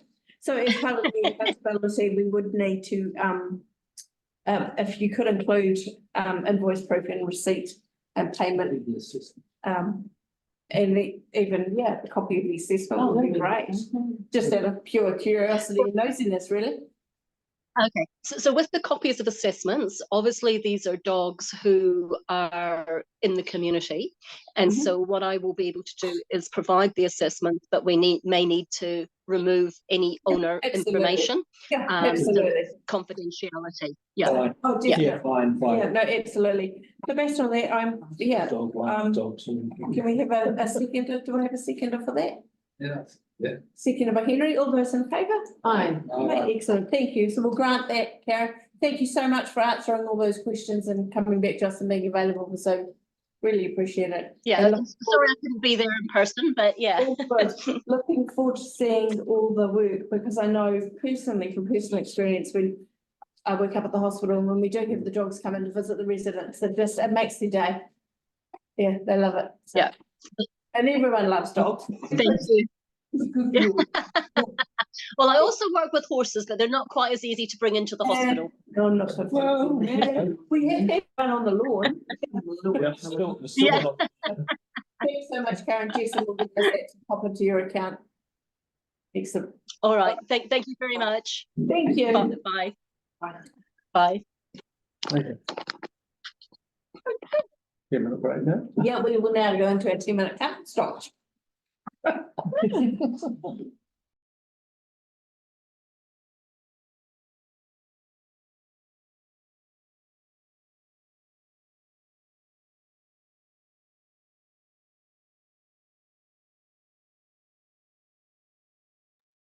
We're now unmuted. Great. So we will move into our board reports. Now we do have a late item for the board report. Geez, how does that work? Remind me how we put that on. Do I just whack it in there? You just propose a late item. Okay, I propose a late item. Is everybody happy with that? Yes. Lovely, good. Good. Happy? Yes, good, happy, right. Well done. So no items. Yeah. Right. No items from November Public Forum. I would like to take this time to extend my personal thanks and the board's thanks, I'm sure as well, to Jess and Cum for the fabulous support this year. You've been invaluable to our work and a fabulous support all round. Always emailing Jess or calling Jess or popping in and emailing Kim, so, and always getting a response. So I'm truly appreciative of you. Thank you guys. No, absolutely not. Right. And a thank you to Janine. You would have all seen the email from her thanking us, and there was also will be the article in Newsline that come out. So Janine has also been wonderful, her willingness to come over and to listen and to engage. It's really appreciated. Appreciated. No, that's still not right. I'm giving up. Giving up. Moving on. The Karakia boat ramp. So I've talked, and I understand Henry, you had a chat to Robert. I've had a chat to Robert. Robert has sent an email. No, Robert Dick, sorry. Robert has sent an email which I've forwarded around to you for your consideration and thinking around that. Any comments to add?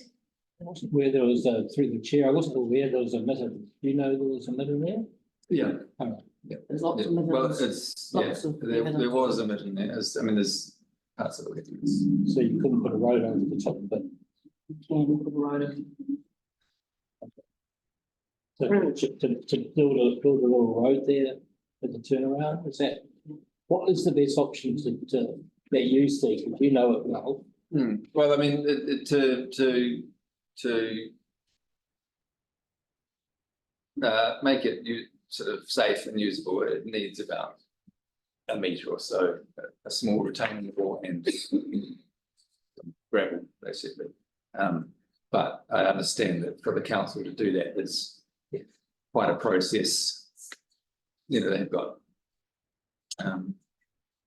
all sorts of rules and regulations they need to abide by to do that. So, I mean, yeah, I guess we can only ask and sort of take their guidance on it. And then, yeah, beyond that, I'm not sure what else he can do, really. Yeah, so Robert has suggested we build another ramp, but Chris, you've got some. Only if you finished. Oh, yeah, I mean, that suggestion's not really practical for that site because the location of the other ramp would be too far up the estuary. Basically, the window of usability would be greatly reduced. Yes, where it is currently is right at the sort of top of the inlet. So you've got sort of a 5-6 hour window. Okay. Use it. Okay, so I'll go back to Robert and say no. Chris. Thank you through you, Chair. When I was meeting with Robert about the 400 cycle park, when got that happening, I had a little yarn with him about the ramp too. And after our little get together with Muscle, I went down to have a look at that area. I used to live on Washburn Road for 15 years or more. So a bit of a second home for me down there. So I was quite interested to see how it all changed further. And like you, you know, the idea of moving the ramp into it's dock land, so it gets a little complicated, but it's better, but you know, having access and agreement from dock and then someone to pay to build something further over. I didn't think, just with my knowledge of that tide and that inlet, yes, the window would be really significantly reduced. So I don't know that it's workable to put it up there. In terms of archaeological matters, a lot of evidence in that area of occupation, of course, wouldn't there be? And some middens have gone for sure from that between the channel and that edge. And there's also European heritage stuff, evidence in the bed there, because that's where they used to run the lines out the wharf, and there's all sorts of things in them. And that is a very mobile area from the channel up to where the road end is now. So sometimes it all gets washed away, and then and other times it fills up again. So it is pretty dynamic. Because there's a midden there, it doesn't mean that works can happen. So you have to apply for an aboriginal authority. Should the works encroach into, and then if you are going to encroach into, then you do have to have an archaeologist there and easy involvement. So it's not like because there's a midden that's a deal breaker, and I'm not sure how much of the midden is left in the road. I looked at the profile and I couldn't see it there. And Robert said that, and I didn't quite get it out of this email, it might have been more of a conversation. There's no money, there's no budget. So when I talked about other things with him in terms of the budget, even the footpath, there were 1,000 items of footpath things to do, you know, but there's just the amount of work to do in that road and transport space is enormous. So there'd be no budget to do it anyway, but it would be interesting to know how much it's used. Yeah. Just anecdotally even, but who would it be? A council? Like if you're going to build something, I mean, it doesn't have to be very wide at all. No, it's just consent would be needed, I guess. That's where all the costs are coming in. And I note that back along the causeway, council put some quite big rocks there to stop people being able to drive down the road. So it's an unmaintained road. And the risk is that if there isn't that blockage there, people just can drive down at night, tip off the end, but the rocks have been moved. Blocking the boat. How we do it.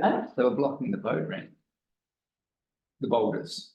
Yeah, but they're up back at the causeway, aren't they? Yeah, to stop people going down. Yeah. So anyway, so the rocks got moved. Robert didn't know that until I mentioned it, sort of.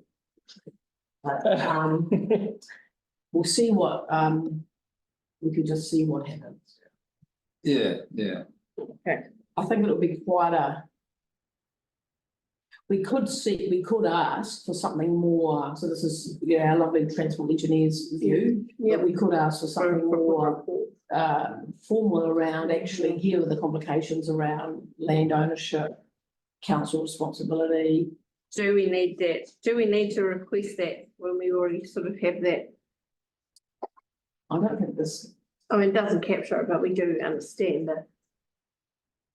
The limitations. Would the board want to say it's actually pretty keen to see something done if possible? Because if you think about it, if something's going on out, there has been a drowning there at the channel when I was living down there. And if something's happening off the wharf ruins, someone's getting blown out to sea on their big flamingo plastic floater. We're going to rush a boat in there. Where's their next nearest boat rushy spot? I would say it's at other part of beach. If you can launch off the beach, otherwise it's Milnthorpe or the next ramps at Waitapu. But it's kind of a bit of we could make a case as a board that actually we are considering it to be a reasonably important boat launching asset for that area. Good question. Who owns it for now?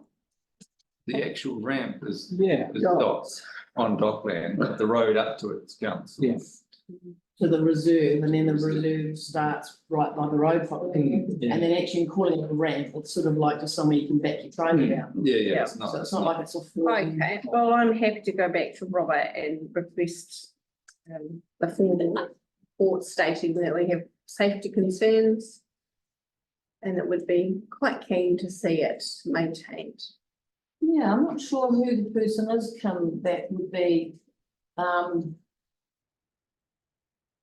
where would we go to in terms of boat ramp, focusing it more on boat ramp access than road The maintenance? Well, it's still Richard, like he's still got the oversight for the Mapua boat ramp consent application because it's. Richard. Yeah, so it's still. We should write to Richard. Yeah, I think keep it. Richard hasn't heard this from me for a while. Love to hear from you. But in terms of our ownership, if it's going into the sea, why is it dockling? It's on a reserve. It's on reserve. Yeah, but then the point to go, I mean, if you're going down past high water, you're not on dockland, right? No, but the road so the road comes in. Through our road, And then people drive. onto the reserve. Reserve and. yeah, so the ramp would be on council administered foreshore. Would it? Well, I suppose so. It's not a form like concrete ramp. Yeah, but if you get below high water, which you presumably are, Yeah. doing, Yeah, you're on the foreshore. right, okay. Yeah. So mate, Well, so that would go back into council to. Yeah, and then, and that's our responsibility to consent activity on it. Oh, But no. But we don't Richard, say that. Here we go. Yeah. So, Oh, that's what we want. look, Richard's got oversight of that. Where's the Facilities. ramp? See, it could be that ramp it's is not right in here. a formal, All it's possible that it's not a formal Okay. boat ramp. Yeah, right, here we go. acknowledge. Here you go, Kim. Sorry. Yeah. So this is the council reserve. You can actually see the shadow there where the road has been eroded. Yeah, There's quite a drop there. And then this piece here is dock reserve. yeah, And then So the you boat drive ramp is through it. here. yeah. They had to come down on the end, Yeah. right where it's eroding. And mean high water springs takes all that out. And So this when the road tide goes comes right through in, it's here. no longer land owned, That was the it's road owned by through Tangara. the corner. It's the road went right up So here. Yeah. Henry, you're wanting rocks in there, aren't you? Yeah, it's, I hear more. well, no, that edge is. It looks a bit different to how it was when I was there. So this is 18 months old, isn't it? So Yeah, and it's it's eroded a little more, but around here, this is, you can still just get past here. Mm. But there's no, there used to be a big parking area, I think that's, so it's like that. And, you know, to maintain access through there, a small retaining wall or something on that corner. Can't we just cut through here? And sooner. Well, That's through there. through here, well, I mean, Can't we just- but Freeze out. there's Yeah. potentially, I think that would be a bigger job though. Yeah. And it's, Doc will have some reserve status there that says actually this, the purpose of the reserve isn't to provide transport. This will just would have been cooked up just over the years when people just drive in there and that's why there's a full track in there. I guess, But it might be interesting for us to seek through Richard. I guess the other question I have is why don't put it at the end of the road where the road's been washed out? Straight into the channel. Yeah, well then, Dynamic. That would yeah, the thing is, it gets really swift through there, so. Would it be concrete? Well, it's just, it's like a raging river. So you've got like And it actually really, Okay. Really unsafe. Yeah, like Norfolk. yes, it's come up a little bit. So if I talk to Richard nicely, If we could understand the status of some of this, eh, so I don't Get a real want to, we don't understanding. want to open something up that means someone says, oh, you're not allowed to really legally, you're not allowed to put a remote there, like, we don't want to cut across that, but to understand Yeah, actually yeah, because where the, those titles are misleading when the sea's coming, because the sea takes the title, the road's the title. It no longer exists. That's just a paper title. So where the high water mark is not. Lost that, off the title, yes. The sea wins. sea winds. That could be like our environmental regulatory slogan. See We what could get it on our badges, the sea winds. It will, it does and it will. Mm. See, sorry, Chris. No, I just think of nothing's. Hmm. I know it'll just open up for us what could be a very small job. You'll have a consent, Yeah, you'll have a cultural report or an archaeological assessment of it. You'd have to have an authority from HMZ. It just sort of balloons out. Yeah. But what we know is that's a really important. yeah. So you don't want to overcomplicate it. No. So understanding the lie of the land Okay. is. first So of all, Richard good, Kirby right? will be good for that. So, Yeah. And the other thing I talked with Robert about that, if I may, was that they have no budget to do something. No. Robert thought Richard might be aware of some other little boutique that hasn't got quite spent. I noticed it on our chart the other day, things came in under budget. But, you know, it might be that the community boards With in the a position special projects fund, yeah. Yes. Absolutely. Which I, We'll add it to the list. No, let's add it to the list. Excellent. All right, I talked to my friend Richard. The Para to Takaka said path, we asked for some costs, which Robert is getting from Fulton Hogan, but I also had a conversation, widening, spraying, sealing, actual sealing, which is going to get us the cost for. But Chris, you might be able to add to this. When I spoke to him, they're trialing some sections with different surfacing. So they've got some sort of sweeper, and a spray on sealer stuff thing. Do that, packs down, does that. And then there's another section of stuff. So he's going to report back to us on that. Stuff. I asked him to email me the words, but he has not, so he's just going to get stuff. So sealer on top of stuff, No. and then just stuff. No, so there's the stuff they used for the Bahara compact, thank you. And then there's another one they're going to pack down and then they'll spray a sealer on. So there's about 2 different sections. No, it's different to what you told Chris. No, is that different to the conversation? Yeah, so I spent quite a bit of time with him. Yes. And if we just go to that part directly about the stuff, if you go down 3 Oaks Straight and drive down to the end, and then just before you go around the white lady, you'll see on the path this area about from here to that bar stool on, it's just stained brown. Yeah. And too much gravel has been swept off it. So what he asked them to do was to do a little trial of just sort of a sweeping boom. You know, sweep gravel up, just that's all it is. But they've just taken too much of that. I mean, when I went and looked at it with him, he was looking at it, he said, well, that's not amazing, is it? Did he say anything about a spray? No, it's not amazing. So, and I've put this stuff on, it just makes it look a bit like, but it's nothing special. It's not like. No, he said he was going to trial that, so, and see if the whole surface could be done in it. So I don't think he thought that the way that sweeping had been done was, they're just taking too much gravel off. Yeah. Okay. And he'll come back with a response around those other main things, but essentially, I see Beth's emailed him saying, why can't we get things mowed more? So he said, basically, I think the contract for mowing from Karakia is like $1 million. And we get like 3 mows a year.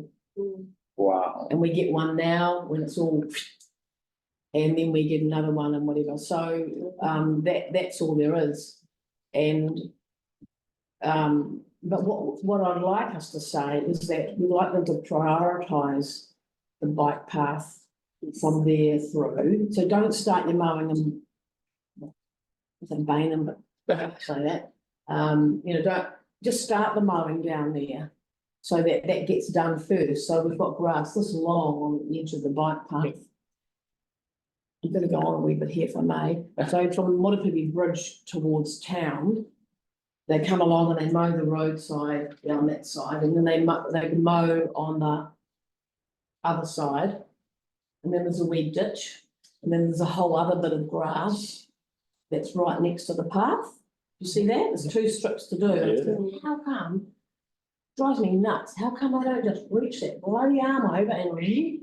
And he said, because they have to have traffic management, so someone can come biking along there. So we get that bit mowed, right next to the path, we've got metre-high grass. I also talked to him about the spraying, and they tend to leave it till it gets very high, and then spray that base of those weeds. And I just wish they would just spray it when it's like still very low. It's only starting to creep in. Spray it then. Going around the butcher shop corner, so I got him to pull in all the time. Oh, let's have a look here. And 2 metre wide path, already retracted, you know, from the weeds, come around that corner there, and it's that wide. It's that wide. And all the rest was, so it's just been unsprayed for a number of times. Yeah. So good to show him that. Edge breaks are things that he's concerned about, and some cyclists have let me know about, so you can see where the seal's got quite a drop to the gravel. And that you can see where they've been sealing those edges on the way past Moodley School, so that's taking care of edge break. It didn't get a better surface when it was built because it cost $1 million as it was. Yeah, we didn't. Without the We bridge. didn't tip it over into that $1 million. And he's talking about $40 a square metre of seal, so $80 a metre for 10K. A lot of money. You could sponsor A a metre at a time. We could just do a metre at a time. The GB Weekly could have like a 5K stretch, the GB Weekly pass, and you could put your name on it. We should do that. We could, you could sponsor. Put the money up and toll every 5 metres. We could fundraise for it that way, but. People come back with the price of. Yes, he will, and it will be. But even since that, the path's been done, the path's been completed through to the valley, you know, people ride on that and go, how come we couldn't get this? Yes. But the path wouldn't have happened. Yeah. At a greater cost. Yeah. He also made the point that, you know, if people continue to keep just cycling down that 4-inch strip, it's just gonna make it worse and worse and worse. So they don't want to bike on the gravel. So we're all just biking in the same place all the time, and then we end up with this little narrow thing, and people go, "Oh, I've got to try and stand it." So we could be a little more mature in our cycling. Right. Can I add to that just for a brief moment, and unless you I'm carry on? almost at the same. Okay. Save some for the next item. There's I had a member of the public also talk to me at the market on Saturday who said that they live down that way and they must have too much time, a lot of time on their hands, and they count the bicycles pretty much, keep an eye on what cycles are going through there, and they said it's about 50-50 that are using the cycle shed pathway at this point. So half them on the road, half them on the shed pathway, so it's about 50-50. Yeah. Strike rate. I remember a couple of other things from that little visit with Robert. So that area opposite Sunbelt Crescent. There's a very long strip, like I'd say it's from here to that steamy truck engine thing over there, and it's actually longer than that. But when it rains, it's actually quite terrible. Yeah. He said unless you buy a bit of the neighbour's land, you really can't remedy it because it's all sort of going that way. But they're going to put a soak pit in there and put some more gravel on it, and just to drains away quicker than what it does at the moment. So I looked at really specific spots along it because it drives me a bit nuts that it's not maintained as well as it could be. And these places are going to put a bit more gravel on. Yeah, we're just going to keep it on our radar and keep requesting maintenance. I think we do, and I think going along in person, if one of us can go along and say, actually, there's this and there's that, that seems to help. Yeah, well, last time I ran over, James get out of the car and stand in the puddle and just set it off. Yeah, and the other, sorry, and the other thing was at Frontiera corner there, you know, where you come along the pavement from co-housing towards Frontiera, and then you get to the Frontiera car park. And people on that pavement, on mobility scooters particularly, you keep going to the intersection, it just turns into grass. Yes. And someone's mowing that, and there's a tiny little gravel thing. Anyway, he said, look, just to continue the path onto there would be $15,000, which is baffling, but I was hoping that he could just spray it wider and gravel it. And those that. Would that be a possible special projects? Possibly. Or get the side over there. No, maybe not. It's like it's an incomplete, it's just so obvious it needs to be done. We are on the matrix for that, isn't it? Still on the matrix, sitting at number 12. I thought last time we looked at it. I thought that was around On the other Main side Hunter. of Was it the other side? I thought- Oh, it might be too, it might be the bit by the factory itself coming around that corner. It's the more Is that the section of what if it be sorry. alongside the? Yeah, apologies. So that's a project that is currently negotiation with Ontario Council around Yes. how much they're willing to sell or how much we want. So that's, and we're not going to lose that better off funding because it's past date, because that negotiation's taken so long. So we are keeping an eye on that at council. And Robert did wonder if there's enough in that budget just to sort of chip away at, do the other thing over Possibly, there. yes. That would be good. So just to add to that, someone also asked me, because there's so few people using and they get so frustrated by people not using it, and my argument was that, it's the people on thin wheel bicycles that can't do it.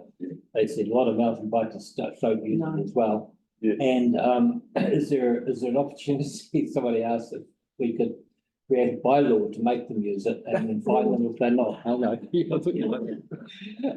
No, I don't think so, but no. Yeah. All right, excellent, thank you. We'll just keep that on our radar. Yeah, So our late item, Chris, people are frustrated. What was it? the playground. Oh, yeah.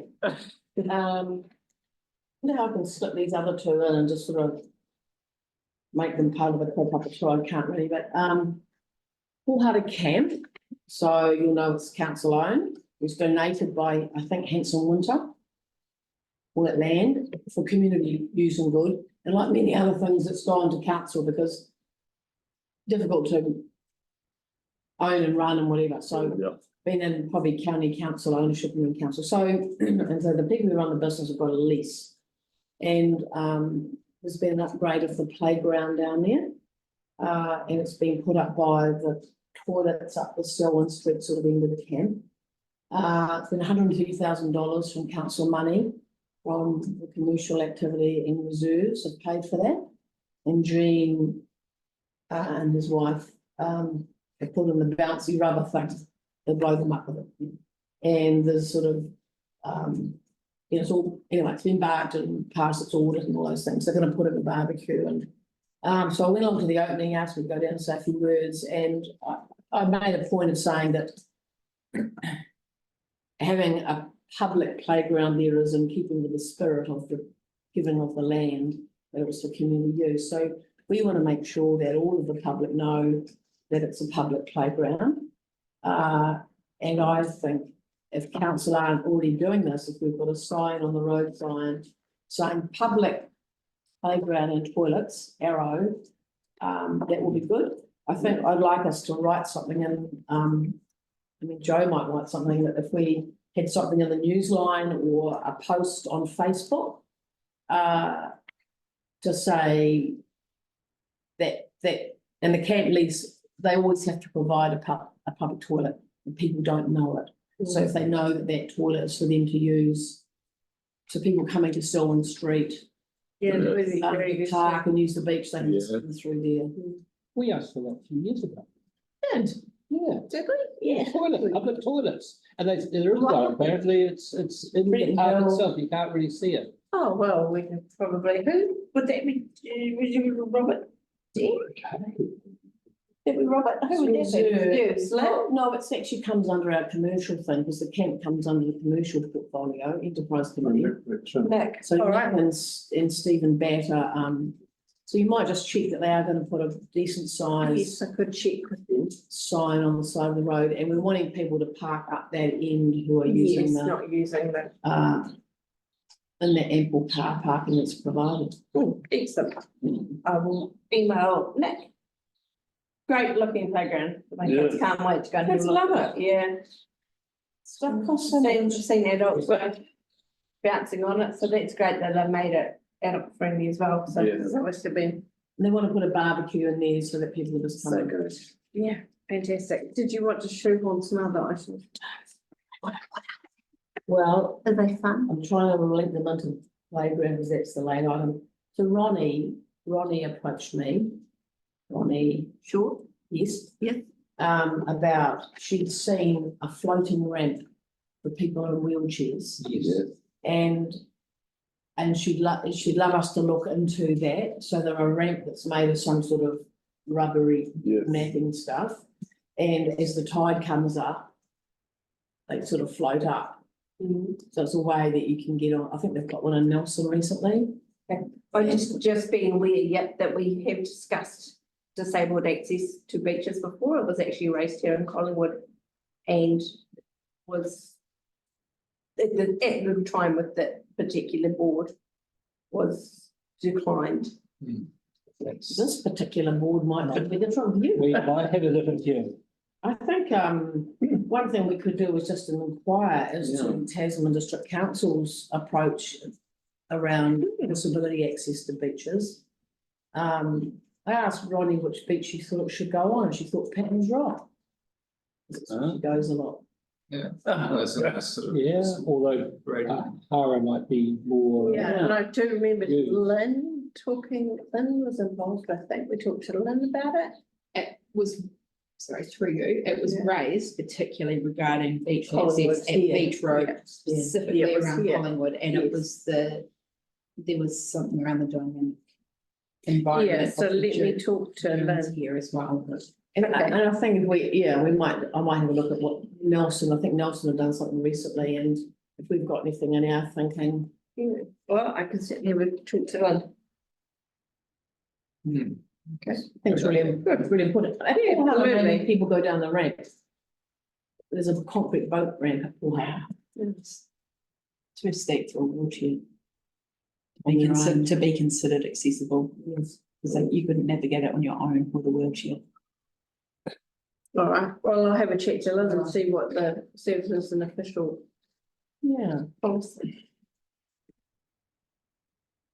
I reckon. All right. And just sorry. Sorry, please. In terms of the long-term plan process, which I'm gonna link it in, so all these things get budgeted and put in as, so over the last 6 months, we've been doing our long-term plan workshops, so huge amount of work by staff, going away, taking all sorts of work out, and we've taken a musts, shoulds and coulds approach. There are no coulds and there are no shoulds in the next 10-year plan. So shoulds, you can imagine, are things we should be doing. Yeah. There's no money to do it. And anywho, this Wednesday at the full council meeting, we're approving the consultation documents, all of that work.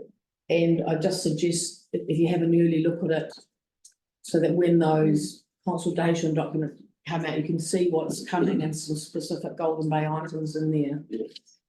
Yeah. Well, that links nicely with the next item of current consultation submissions for board consideration. Okay, so I've put the dates in there and a bit on what they're asking for, and it would be good if we could make the one we really need to focus on is the early ideas for the representation review and the submission to the speed management review. Yeah. So if we could meet in early January to just workshop those and discuss those and have some, I know. Oh, really? Well, not too early. The representation review is due on the 24th. Is it? Yeah, well, that's the initial consultation closing, and then the draft submission from council will be completed by July 2024. Oh, yeah. So this is just an initial feedback into the council draft. And then it will be open again for public consultation. So I think it'd be quite good if we feedback early into the process. So, so as long as we meet a week prior to the 24th, just to enable whoever's writing it up to get it in and things like that. So, yeah, if we did both at once, so, well, we don't have to, we could meet twice. Probably splitting them is not actually a silly idea. Fresh. Yeah, focus on one, focus on the other, yeah. Get away. So, Yeah. if we set a quick date now for the first one at least, I'm just pulling it up on my calendar. Nice.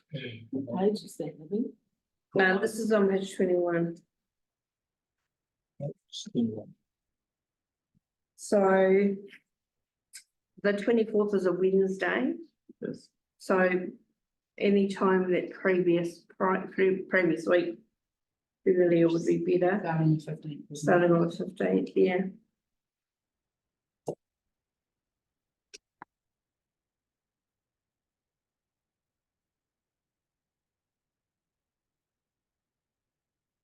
great if we could meet sort of after 3.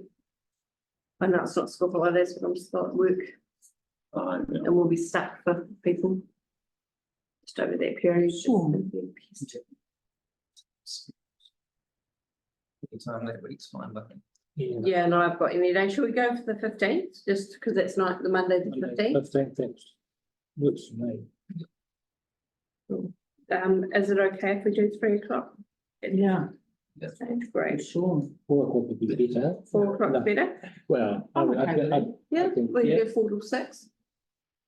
Yep, that works for me better. Who would we want there with us? That's the other thing, Yeah, true. because I think we need to have, we can have our own views about it all, but it's important to have informed ideas. And I think somebody involved in the representation review, Something like Elaine or something. someone like Elaine. Yes. Well, maybe there could be someone. No, John. No. No? Well, I could get, maybe just have that as a question of me, Yeah. and then we can do a Teams link. Yeah, And I will make sure someone assist in that discussion.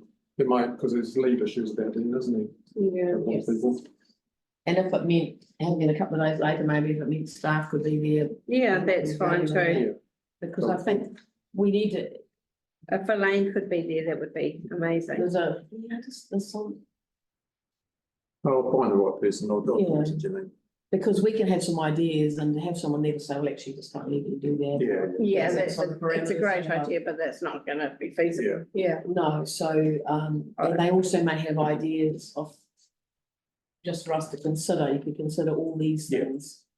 Are you able to book the room, Jess? Yeah. Thank you. You So we'll- around? Yeah, I'll be around, yeah. So we'll pencil it in. Again by then? What? We reopen on the 3rd. Yeah, Okay. we'll pencil it in and we'll check the staff and we'll go from there. Remind me of that, Jody. But if it's from 4 till 6, then you know you'll have to have a, in yourselves out of it. That can be an issue. No, because we are technically, I think, allowed to exit out that front door, aren't we? Staff. Getting out. It depends if you have staff on site Yeah. to do that. But We could put it back- you can we exit could- out through the back We anyway. could do 2 till 4, Yeah. if that's better. Would that work better? Would 2 till 4 be okay, Greg? No, the other way, only, you know, for the commitments. Yeah. I can probably, hopefully find somebody at that time, so if it's better, then I'll do that. But we'll be leaving. We can get out, can't we? Yeah, it's just legally being.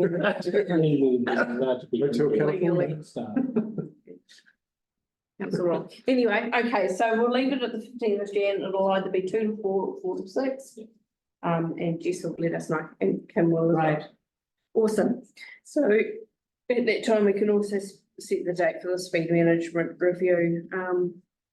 There's just a little bit of information there on the dog control bylaw review, some interesting comments on Facebook.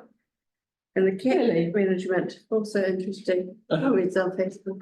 yes, and I had a phone call from someone about the dog control bylaw and not being able to. Just on the speed management review, it wasn't Yeah. really touched on before, but not only was that in the National's 100-day plan to have a really close look at that, it's also in the Coalition's 100-day plan. So just be aware that there could be some disruptive. Could be some change, okay, so let's So wait. just keep on with that one, and Yeah. then we'll obviously know by then whether Well, that, no, but, yeah, yeah, but it's just it's a really good. just point. awareness that it is actually specified as a prioritised action Mhm. for the new coalition government on Because they, yes, their 49 point, you know, we're gonna do Yes. this in 100 days, yeah. the government, have signalled, I'm gonna say it all term. It's brilliant. Great example of co-governance, isn't it? That's the irony. However,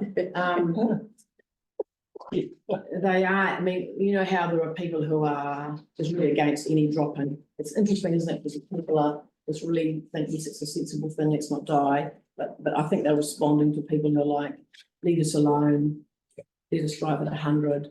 So they may well slash and burn some of this, I think. Yeah, I mean, it is signals, that's it, so, you know, Yeah. within 100 days, we're gonna know Yeah. where they're trending with it. When does it run out? 100 days. Well, when was the kickoff date? Well, it's A couple of Thursdays ago.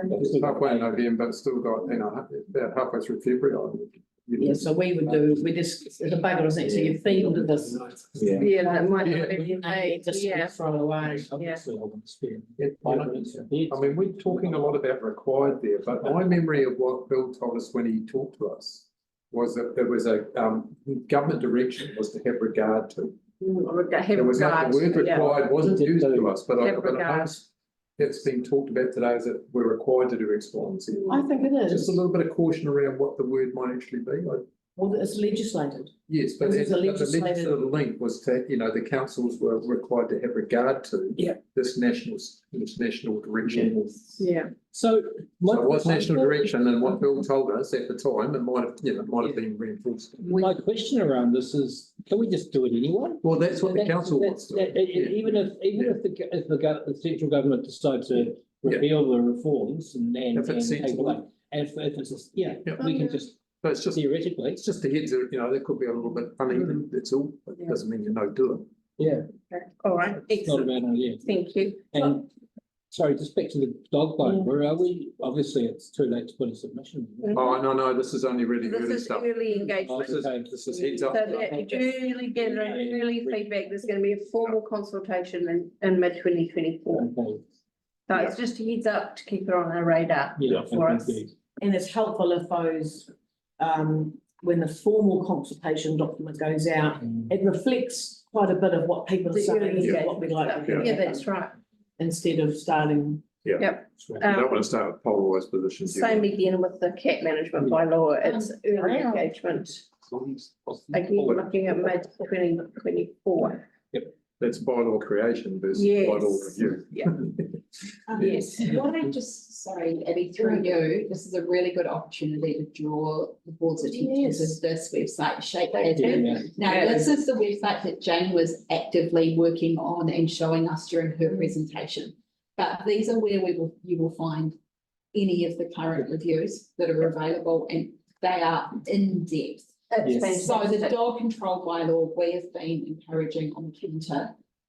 We've been bringing this up and showing people because these maps have been incredible. This is the current bylaw as it stands, the areas that it covers. And the other part of this, which is great for anybody who's on Facebook and likes making comments, is that you can drop a pin and make a comment on any areas at all. Not only that, you can then see other people's comments and you can upvote them or downvote them. So there's a huge level of interaction there for people. Democracy. It's brilliant. Yeah. It's right. So we can physically hand someone a folder that has the documentation for the dog bylaw review. It's very dry reading. Or they can come and use the interactive map and they can see what other people's ideas are and really help that it becomes a conversation then rather than a one-sided thing. So we've really been encouraging people to use this. And I would encourage you to do the same because we're really, our policy planning team who are doing these consultations have been working really hard in this space to make them accessible and easy to navigate. So And they are, the information's all there and everything's easy. It's great. Liquid democracy it's called. It's fantastic. And Shape Tasman generally, it's a really good innovation, isn't it? Because that people can just, the days have gone of writing these long, like, submissions. So it's Some so people are easy, really good at it. click, click. yeah, It's great. but the timeline's also really helpful to explain where we're sitting in those processes and what your, information will feed into it. Yeah. So thank you, Edith. Oh, cool, no, thank you. The dangerous kitchen seating. We may choose to identify this as a project. I think my feeling is that we wait to discuss this until the council have finished their public spaces bylaw decision, whether or not that removes any barriers, licenses to occupy, things like that. And that process should be completed relatively soon. Where is that? Yes, but we could definitely, when we come up with our list of special projects early next year, that could be one of our special projects that could go on the list when we go out to the community for feedback. I think in the meantime, we should talk to the business operators there. I think it would be good to get them in their, a sense of their views. Right, early on, because whatever happens will sort of be affecting them, and it would be good to have their input, I think, and start. Who would ever say no? Who would say no to doing that? No, yeah, I don't think they would, but I think if we take, if we sort of engage them right from the start, then it won't seem like something that we're sort of imposing. I've already had a few conversations with some of the business owners there, and they're very keen to retain it. Not very keen to pay for it. Excellent. Yeah, but Yeah, so this is the sticking point for me, like, I just, yeah, yeah. and so, you know, like, it's a community. It's more than just seating for cafes there, and that's what I think I believe is what's most important. It's a place, a safe place for people to stop, sit. They don't have to buy anything in the cafe. They sit, they chat with their kids. Let's put it on the village green then. Well, I don't know if that's actually. We've already got the village green on. We've got everything on that side of the road. We've got nothing on this side of the road. Like, Yeah, I mean, I guess we've had the discussion before, and I absolutely feel like we should replace the fence. I don't know whether it has to have a seating and a table for the businesses.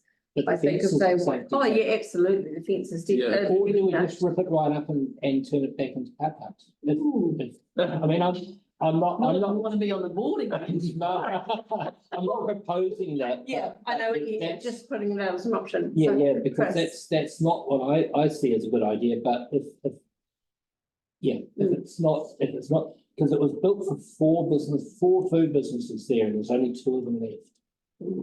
Oh, so Chris. And Yeah. No, you didn't. Oh, sorry, Grant. yeah, Sorry. that is the crux of it, and those other two businesses don't really use it, although they would like to think they kind of do, but they don't have it in the same way, you know? And would they, if it does come down to being a license to occupy, those other two businesses wouldn't be interested in it. Chris. Yeah, I suppose we're having a discussion that you would have in January or February. But there is something to be said, I think, for urban design and also for rural, small rural town CBD design. And that, you know, if you think about Richmond and Sundial Square and those areas along the side of the road on Queen Street where there's been a build out into the car parks and seating and whatever and bollards there. The council have paid for all of that. Yeah. And the reason the council's paid for them is that it generates that atmosphere in the town. It adds vibrancy, it adds a more of a, we slow the speed limits and let's, you know, so there's a very different feel to Richmond town than it used to be. And that's why, that's the conversation that Nelson City Council has at the moment around, God, we're all a bit lifeless now. How do we get something back? And that for me is the place. Here is one of those places like that. So we could go, well, actually, your business is benefit, but they've got their outdoor seating, you know, and I think there's a place there for the community board to provide or facilitate that for just lifting up the town a wee bit around this lovely little community area. Very open to replacing and making the area a lot nicer. I would like to see the staff from one of the cafes not climb up onto the tables to use it to hang their signage. Yeah. I would be quite upset if we replace it and they continue to use it as a step ladder. Yeah. The other thing with that is that the way it's designed at the moment, you all sit along looking at the road. You can only talk to the person just either side of you. And the reality is that if you're doing it for social interaction, it's not designed for social interaction. It's designed to sit and eat. So it needs to have people facing each other in clusters. I don't know if we have the space for that. It's already quite congested. Yeah. Well, it's just not. I don't want to talk to them anyway. No, that's right. No, I was just thinking the same thing. What the hell, Grant? Stand up, but it's the So next if you, someone to get one, I mean, what you would say, it's more relevant to do that. I think, yeah, sorry. That'll be part of the process of Yes, working out what's as good. when we get further down. I am just thinking about, is it, you know, is it a relationship to the business or to the building owner? Good point, so. Good point. So again, all these things, but I think it's definitely a project that we would want out a special projects fund and put it out to the community. Any of those. Yeah. businesses. But at the moment, yes, it's unsightly, but it is safe. And maybe you got to make promotions, you know, we could go for a pub charity funding or something like that through them, if they will, that's right. I'm thinking it's marginally safe, to be honest with you, if you actually sit, you know. Well, I mean, Robert went and shook it. and That things. Ian by jewellery, the jewellery Yeah. store, Ian is rotten, Yeah, Yes. looks revolting. I mean, he's offered to remove it at his cost, but we would not have anything there at all till Yeah. next year when we Yeah. sort ourselves out, so. Yeah, all right, so we'll carry that over, excellent. The stream, now Claire was coming, wasn't she, but she's. Lee's gonna come to She's the coming to to February. She had a number of instruments. All right, we'll put that on. But to know, there's a community meeting on the 14th. Oh, yes, sorry, there is, You're going to that, Yeah, we are, aren't we? you're going, Got it in my diary. 5 p.m. 5 p.m. is that? right, there is, Tuesday 14th. very present, Oh, you make it very present. yeah. There isn't reserved because it's a stream that runs along through there. It's 12. No. I'll be going if I'm back in time. 5 to 7. Council. Page 23. All right, And also excellent. the Tasman Bay Guardians, very, very good group, and they're doing work over here in a range of ways, including with young people and Manawhenua, and they're gonna be there too.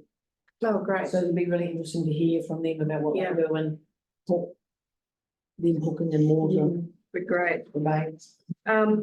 A request for an updated letter of support has been received. We've done one a while ago. And I've Yeah. finally attached it, so I'm just, if the board are happy, I'll just update it Yes, and please. resend it. Yeah. With today's date on it. For the church. Yeah. Yeah. Jess and I will do that, Jess. Yep. I've found the letter to come see you on Friday. She attached it to see the fact. Lovely. 5 o'clock, I think, isn't it? And just for the board's noting, there's been an application received for the Pahara, Richmond Road development of Pahara. This application has not, at the time of, well, it had not gone to Manawhenua ki Mohoa. So we made the decision not to include it in our report either. Once Manawhenua have approved it, the street name will come to us for confirmation, but until then, So Manawhenua are meeting today. yes, they Are are. they dealing with it today? I'm not sure. I would hope. Agenda though. You? No. And, Okay, so the action sheet, tip me off, please.